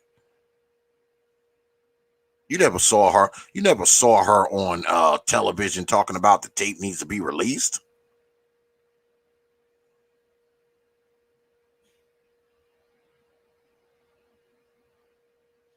She didn't give a shit. Just like she didn't give a shit about him. But once she had got slain by the police, she surfaces and gets $5 million. And it was $5 million of hush money because she never came out in public and said anything. She never came out in public and said, hey, that was my son they killed. No. To this day, no. When that cop went on trial, I think she was there, 1 or 2 days? Never said anything. Didn't say anything public. You know why? Because she know if she'd have got in front of them cameras and said anything, you know what kind of questions was coming down the pipe. Questions like, wasn't he out of your custody for like 14 years? Wasn't he an abused infant? Questions like are coming down the pipe. Questions like, how were you able to collect $5 million from the death of a child that you didn't even have custody of? Those questions would come down the pipe. So, of course, she doesn't want to talk. And that's just one case study, man. It's just one. Because I say again, your mother can take you, right? She can lay down, fuck, have you, by the guy who's now standing on the off ramp of the overpass, begging for money and shit. She had you by him 30 years ago, right? She left you in the back of the fire department with no blanket or nothing, just your naked self, just laying back there, right? Firemen, they come get you, they feel bad. You might have been a cute baby and they just felt bad, so they call authorities and one of the firemen adopt you, right? They adopt you, raise you, turn you into a man, and as a young child, you excel and, you get good in sports and all that kind of shit, good in school. Now your ass 30, right? And this fireman who adopted your ass because he found you in the back of the fire department, he's the father right? You become something. You become an NBA player. You become an astronaut. You become a football player, a tech genius, somebody. Who do you think will show up after a while? Who you think gonna come walking up in your life? It's not gonna be the OG you see on the overpass that you pass by every day and don't know he's your father. It's not gonna be him. Who is it going to be? It's going to be your old mammy. The one who forgets everything that happened 20 years ago, 30 years ago. But somehow her black ass remember leaving you in the back of that fire department. Yeah, she remembers. She looks at you. She knows it's you. You're rich now. You live good. Now, of course, she'll watch you for a little while, and claim she followed your whole life. And she thinks she can come in there with 4 words and it will stop everything or every doubt you have. I am your mama. Yeah. Yeah. And not only will she come in with those 4 words thinking it's supposed to clear up everything, she will now expect you to do for her what she never did for you. Yeah, she'll show up, even though she left your ass on the ground in the back of the fucking building in January, up north, with nothing on, just a naked baby laying in the snow. Yeah. And of course, she'll come with excuses. All the reasons why it happened. All the reasons why he laid down and screwed that guy I keep telling y'all about on the overpass that you don't know is your father. See, I'm gonna have y'all. See, I'm gonna have y'all now when y'all pull up off the highway and get on that overpass. You know that old bum that be standing out there. He like 60 something. He got that sign made out of the cardboard box. I'm gonna have y'all looking at him now. Be like, God damn, that dude may be my father. He might be, especially if your mom was an old hoe. If mom was an old crack whore, OG that you ride by every day, that might be your pops. Yeah, that might just be Pop Duke. I can't say that shit enough. You know? Might have to hit him with that cotton swab and shit, give him $5 and be like, hey, man, let me swab your cheek, OG. I'm trying to see something. Especially if you look at him and y'all kind of look alike. Might be your pops. Because your mom, she ride by that overpass too. She might even know that's your father. But boy, she's not going to cop to it. Oh, absolutely not. Especially now. He homeless. He live in a tent. Always on the overpass. Needing $2. Oh, she's absolutely positively not going to say he's your father. Oh, yeah. She's not even going to cop to the fact that she fucked him. No. Especially if she old and churchy. If she's old and churchy now. Because when they get old and churchy now, all that other shit that they did 20, 30, 40 years ago, it's like that shit never happened. Yeah, it never happened. Never happened.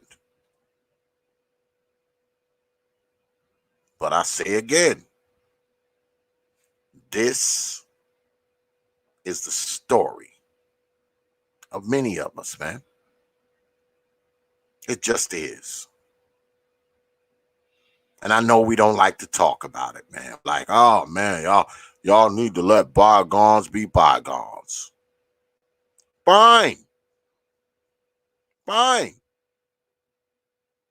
If you had an old mama who used to beat your brains out and stab you with forks and kick you in the stomach and bust you over the head with a high heel shoe, yeah, you should just forget about it. Yeah. At least that's what people say. Because you were her kid, it was all right.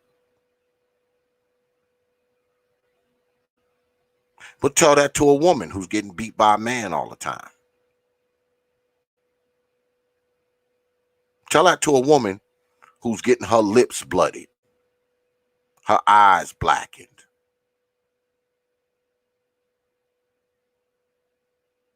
Tell her that.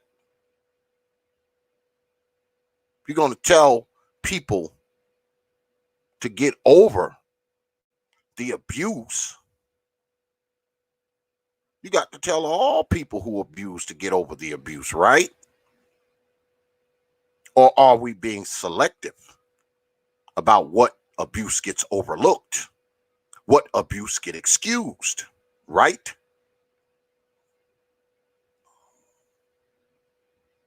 Violence is violence, man. Doesn't matter who it's happening to. Still violence. I think it's because it's committed by our old mammies that we don't see it as that. Oh, that's not violence, it's discipline. That's not violence, it's chastening. That's not violence, that's raising. Right? Because it's coming from her. It's her doing it. So it's a different classification. Right?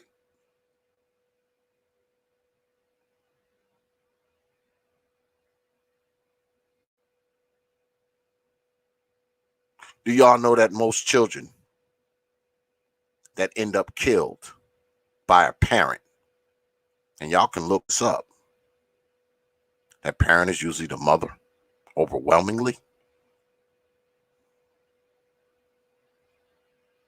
Do y'all also know that when it comes to black children,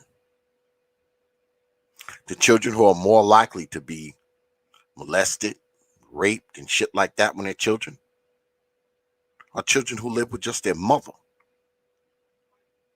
Children who have no access to their father. These are the targets. It makes sense, don't it?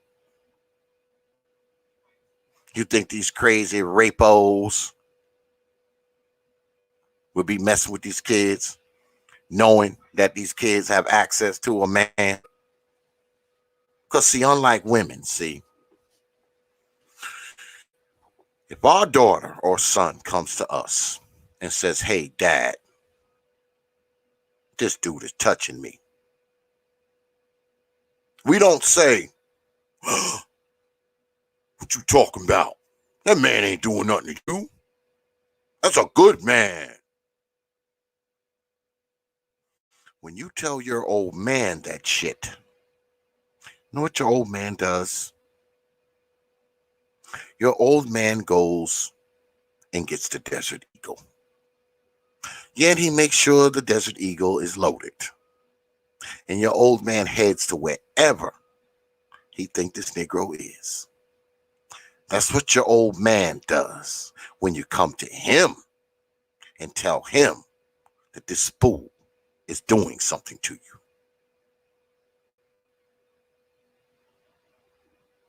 Not like your old mammy. You go tell her, she denies.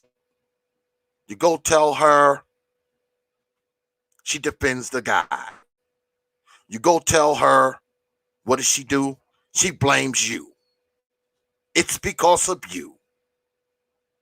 But in reality, y'all, it was because of her. She's the one who gave this dude access to you. She did.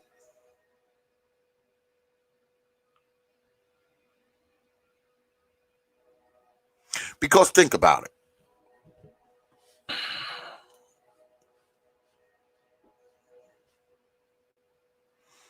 Why was this dude living there?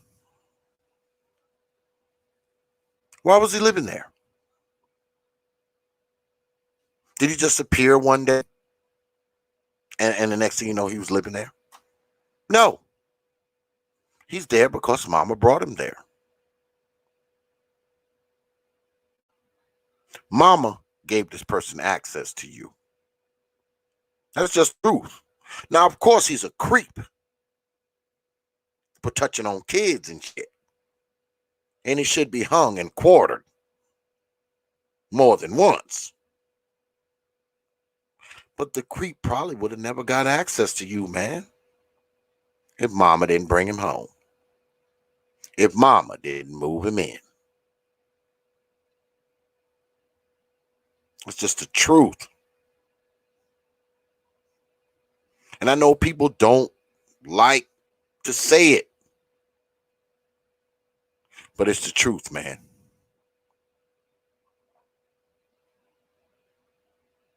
Especially those of you who had shit happen to you at home. Who was in control of home? Mama was in control of home. Mama dictated who walked in and out those doors, right? And even if it didn't happen at home, it probably happened somewhere where mama took your ass and left you.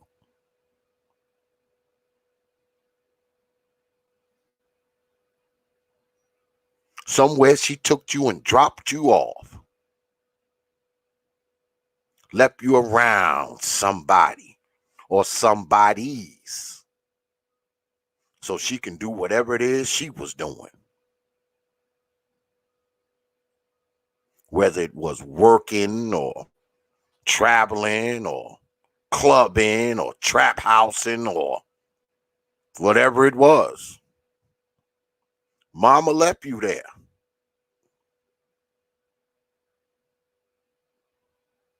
You wouldn't have been there if it wasn't for her.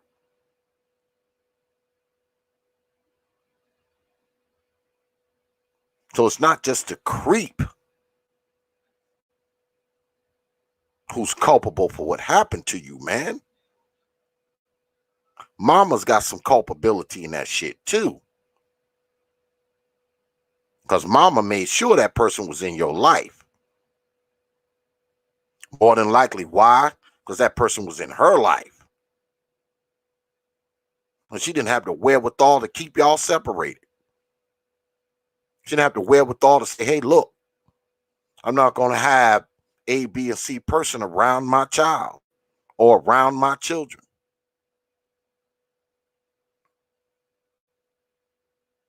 I remember a story last year that I was reading. There was this woman. She had 3 teenage daughters. I think one was 12, one was 13, another one was like 15. She met some dude, and you know how they do. Moved him right in the crib. Do you know that that man got every single one of her teenage daughters pregnant? Every single one. Now, I know you say to yourself, oh, this guy, he's a rapist, he's a pedophile, he's a this, he's a that. And you're right. He is. But what was mama doing while all these girls were getting pregnant? How was mama not noticing the change in their actions, the change in their attitudes, the change in their eating habits, the change in their sleeping habits? How did mama not know or notice any of this? And you mean to tell me he was able to get all 3 of those girls pregnant and not one of them walked to mama and said, hey, look, mom, your boyfriend is touching me? Your boyfriend is coming into my room? None of them said it? We don't believe that, do we?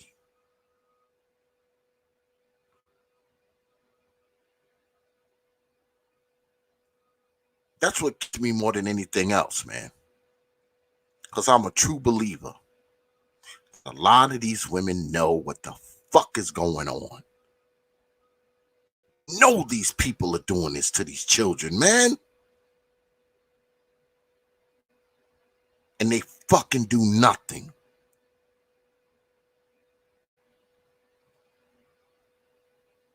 They blame the kid. It's the child's fault that some creep is touching them. Or like I said, just deny it completely. Why? Because she's thinking about herself. Because see, if she acknowledged that this is going on, she'd also have to acknowledge the fact that she brought home a fucking rapist, a molester, a person who likes children. She'd be casting doubt on her own selection skills. She'd have to acknowledge the fact that she might not be that great at picking men. And you know she has no intention on doing that. She has no intention on showing any attrition. Not even when her own children are getting hurt. Not even when her own children are getting molested.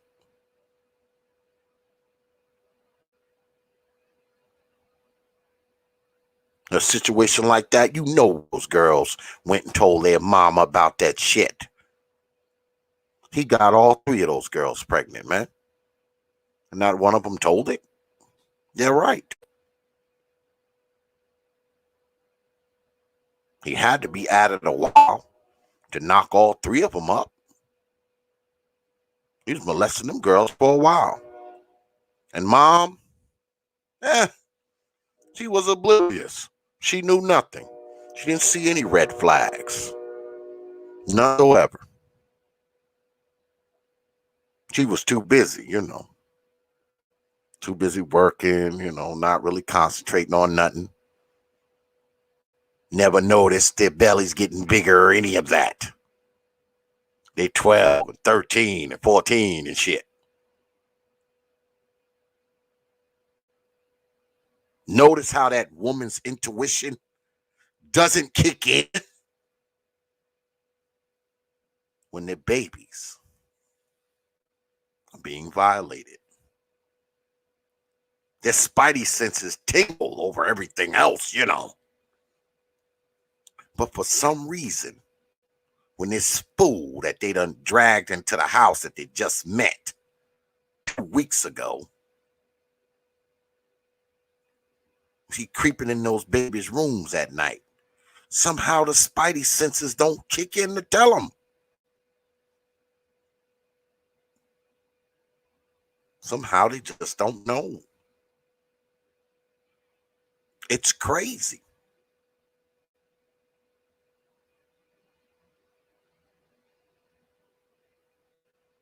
And like I said, man,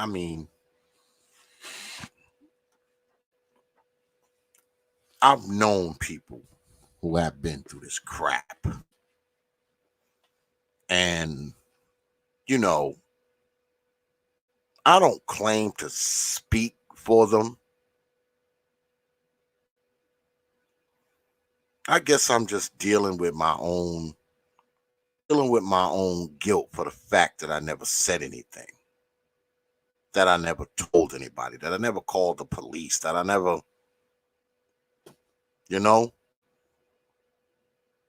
because I think about those people, man, that were childhood, man. I think about them.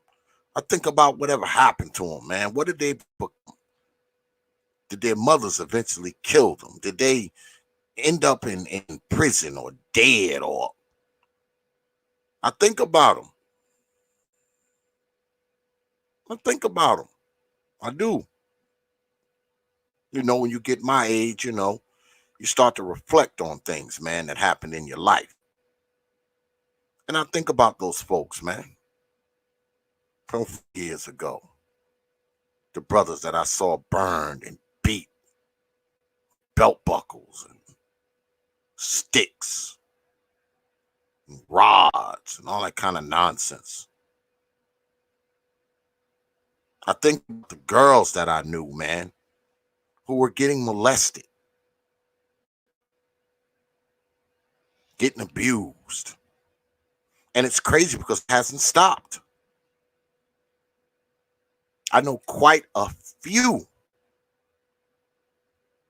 women that I've talked to right here on the T.P.O.T YouTube page who went through it. Shit.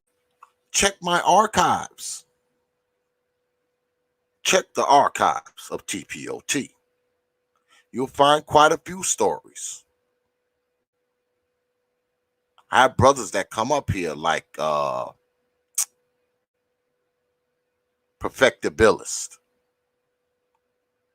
like girl Nora P, who come up here and talk about these things in graphic detail.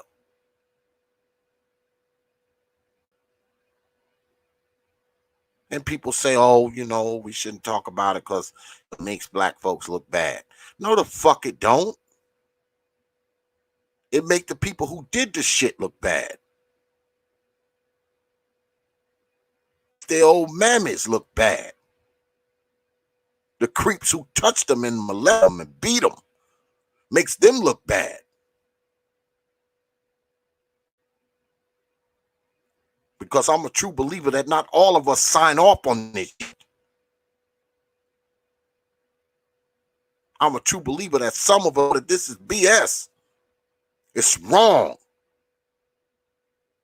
And it fucks up a lot of black people. You take these black people's childhood away. You take their innocence away. You take their self-worth away. And a lot of people grow up, man, and they never regain it. They never get it back.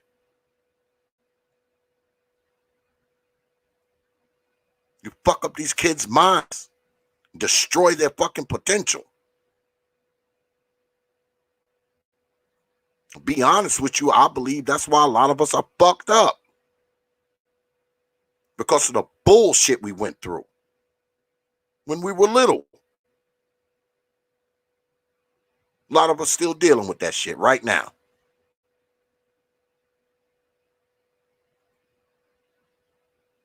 A lot of us will never get right.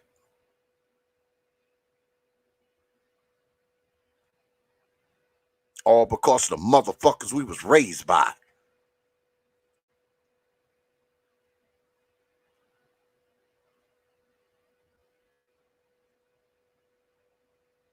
Because let's face it, man.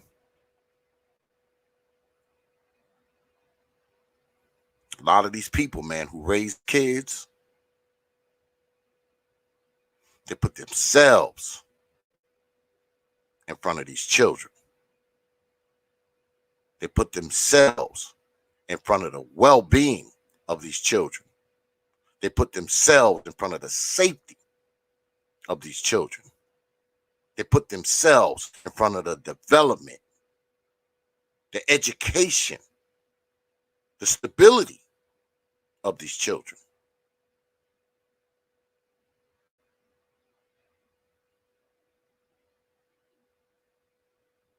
A lot of us, we grow up, we figure it out, we know it. We know it. But that's not the problem. The problem is that we know it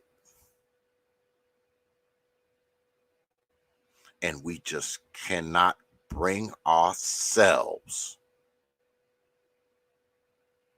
to call it out. Bring ourselves to confront it. We can't bring ourselves to say the shit was wrong. Was wrong.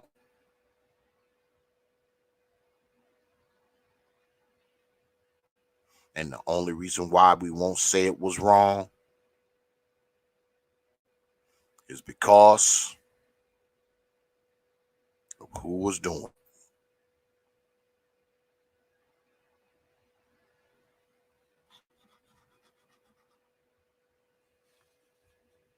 But anyway, I want to thank y'all for coming out tonight, man. Appreciate it. I just wanted to talk about this, man, because it was on my mind. And, you know, I know a lot of y'all, you love old mama no matter what. You know, you love old mama. And even as a crack fiend, the crack fiend, you always was the black queen, mama. I know. But deep down inside, y'all know. Deep down inside, y'all know it's not true. Y'all know it. I'm just saying. But anyway, like I said, appreciate everybody coming out tonight, man. You know, on this here D.X.L.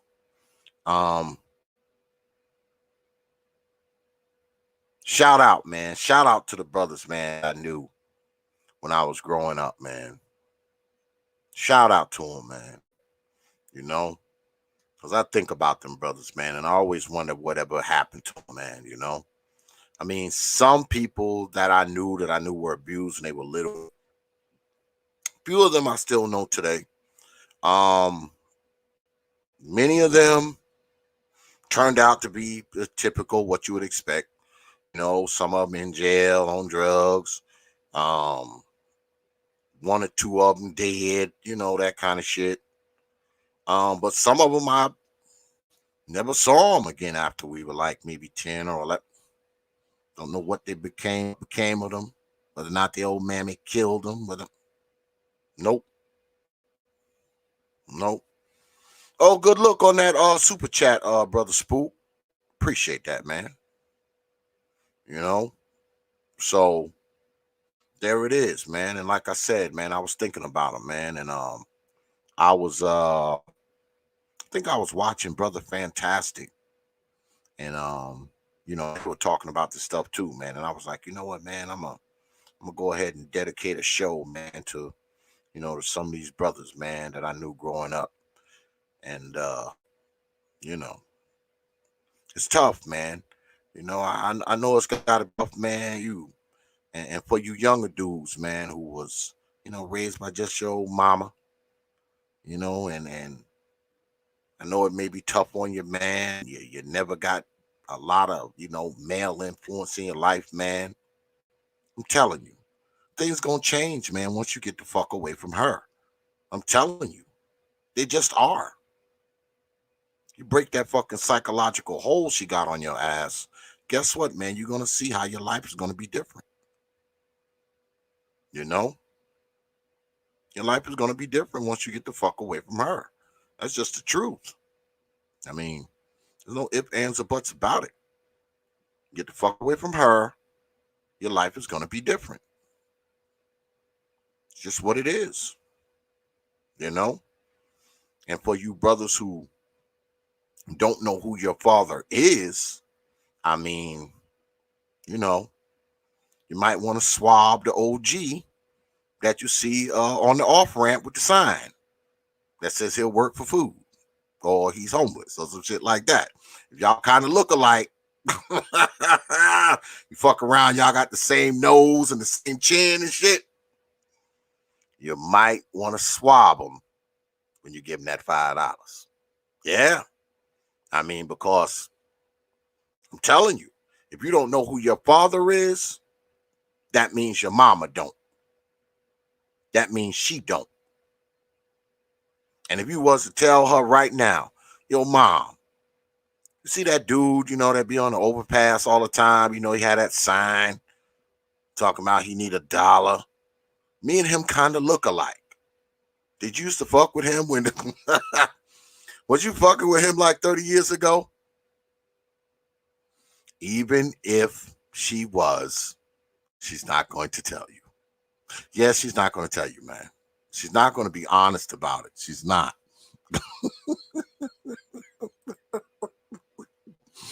Even though she let him smash, she's not going to say anything.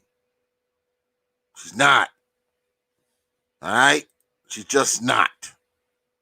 So, like I said, the next time you pass the old timer on the overpass, before you give him that $5, break out that swab. And swab is cheap. Because you never know. Especially if old mom was old dopehead. If mom was old dopehead, guess what? You might have just found your pops. I'm just saying. Especially if y'all look alike. But anyway, I appreciate y'all, man, who came out, man, and hung out here with me, man, for these 2.5 hours, man, as I ran it on and dedicated this show to the brothers who I lost track of, when I was a young guy and shit, and hopefully they out there, man, and they made it through it, man, and became something, man, and got past all the bullshit that their moms and shit put them through, man. Hopefully, man. That is my hope for them. It is. But I appreciate y'all for coming out, man. I do. Um, this week, I don't know what we're gonna do far as a debate on Saturday. I'm not sure. I'm trying to set one up. Nothing's written in stone yet, but next week we're probably gonna throw down. Um, my work is starting to pick up. So I don't know if I'm going to be up here as much, y'all. I'm going to try to be up here as much as I can. But I make no promises, because right now with this coronavirus shit going down, I'm going to have to work as much as possible because I don't know when they can, drop the hammer on my shit and make it so I can't do nothing, So I need to try to work as much as possible because right now, in the county that I'm in, they got this stay at home, settle in place nonsense going on right now because of this virus thing. It hasn't affected me as of yet, but I don't know what these people gonna do down here. It can change from day to day. So I don't know, y'all. I don't know. So I'm trying to get it in as much as possible. I got some really, really, really really big shit coming up in the next week or two.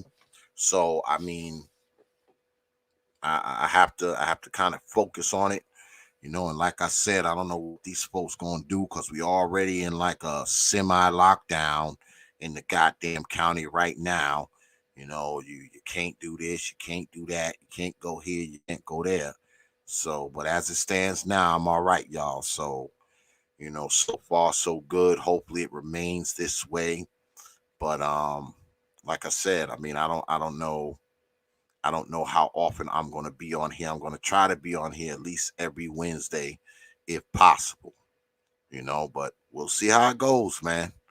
Like I said, with this coronavirus shit, man, it changes from day to day. And speaking of which, man, I hope y'all are being safe. All right. Um, be careful, man. Be deliberate. That's all I can say, man. Be deliberate. I'm no doctor. I'm not an epidemiologist, no shit like that. But, you know, especially if you're a person who, have to be around people, to circumnavigate your day, just keep your distance from folks, man. You see folks coughing and sneezing and hacking and whatnot, head in the other fucking direction, you know? Don't be touching shit. I mean, man, just stay abreast of what's going on, man, and stay safe out there, man, because I don't want shit to happen to none of y'all. I don't want shit to happen to none of y'all out there, man. Y'all my folks. I don't want y'all to have to deal with this shit, man, because this shit is killing people. It's killing folks. So, none of us are invincible. So I figure the best way to keep from catching it and dying is to keep from catching it, period. And you just limit your chances of coming in contact with it if you stay away from folks and quit touching shit and touching your face and all that kind of nonsense, and do what you should be doing anyway, washing your hands and all that kind of stuff, man. Because I want to continue to see y'all, man. I want to continue to see these names right here. I want to continue to see those names, man. It would kill me, man, to hear that one of these names right here has wound up on that list. You know what I mean? You understand? Do you understand? But anyway, once again, man, I appreciate y'all coming out tonight, man. And feel free, man, to add to the conversation, man. Drop some of your words down there, man, and talk about it, man. And if you want, we can set something up so you can come up on here, man, and talk about it if you want. I have no problem with that, man. I know that it's tough, man. I know it's tough, especially on the brothers. I know it is, especially when you found yourself being raised by these old mamas.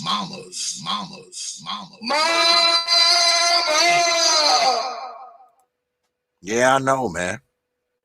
I know it's tough, man. I know it is. But trust me, man, you can get through it. You can get through it.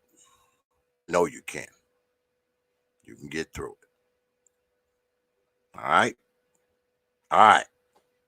So, what I want y'all to do right now is to get your black behinds down to Facebook.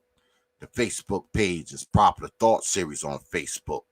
Proper Thought, one word, series, the next word on Facebook. That's our main page. It's a community page. It's not a personal page. Go ahead, like the page, share the page, follow the page. You can even catch up with me down there. All you got to do is drop me a line. I'm guaranteed to get back to you within 24 and 168 hours. Also, while you're on Facebook, get your behinds down to the Proper Thought Series fan group page. That's the Proper Thought fan group page on Facebook. Go ahead, request to be a member. You're guaranteed to get in there quick. I'm actually an admin now, so if you have any problems getting on there, just drop me a line and I'll make sure you get in. It's a fan group page, so there's all kinds of people down there posting and talking shit. So you ain't got to just listen to old X run his mouth. There's other people down there running their old mouths too. Also, check us out on WhatsApp and Instagram. That's Prophet of Thought. Leave out the series on Instagram. Go ahead, follow us on Instagram. You're guaranteed to get a follow back. And we got to end the night like this. Get your black behinds down to Twitter. The Twitter handle is at T.P.O.T Media on Twitter.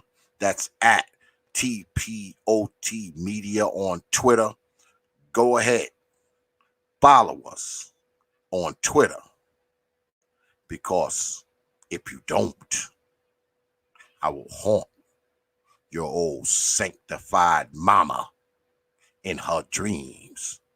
Because I already know that. I'm even as a crack fiend. That's what she used to be.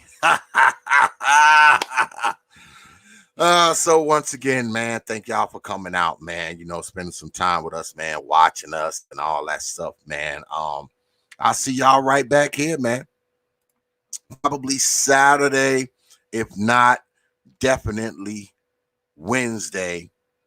So, with that, I will leave you with 3 words. Like I always do. Open your minds. And we are out of here, y'all. Dark.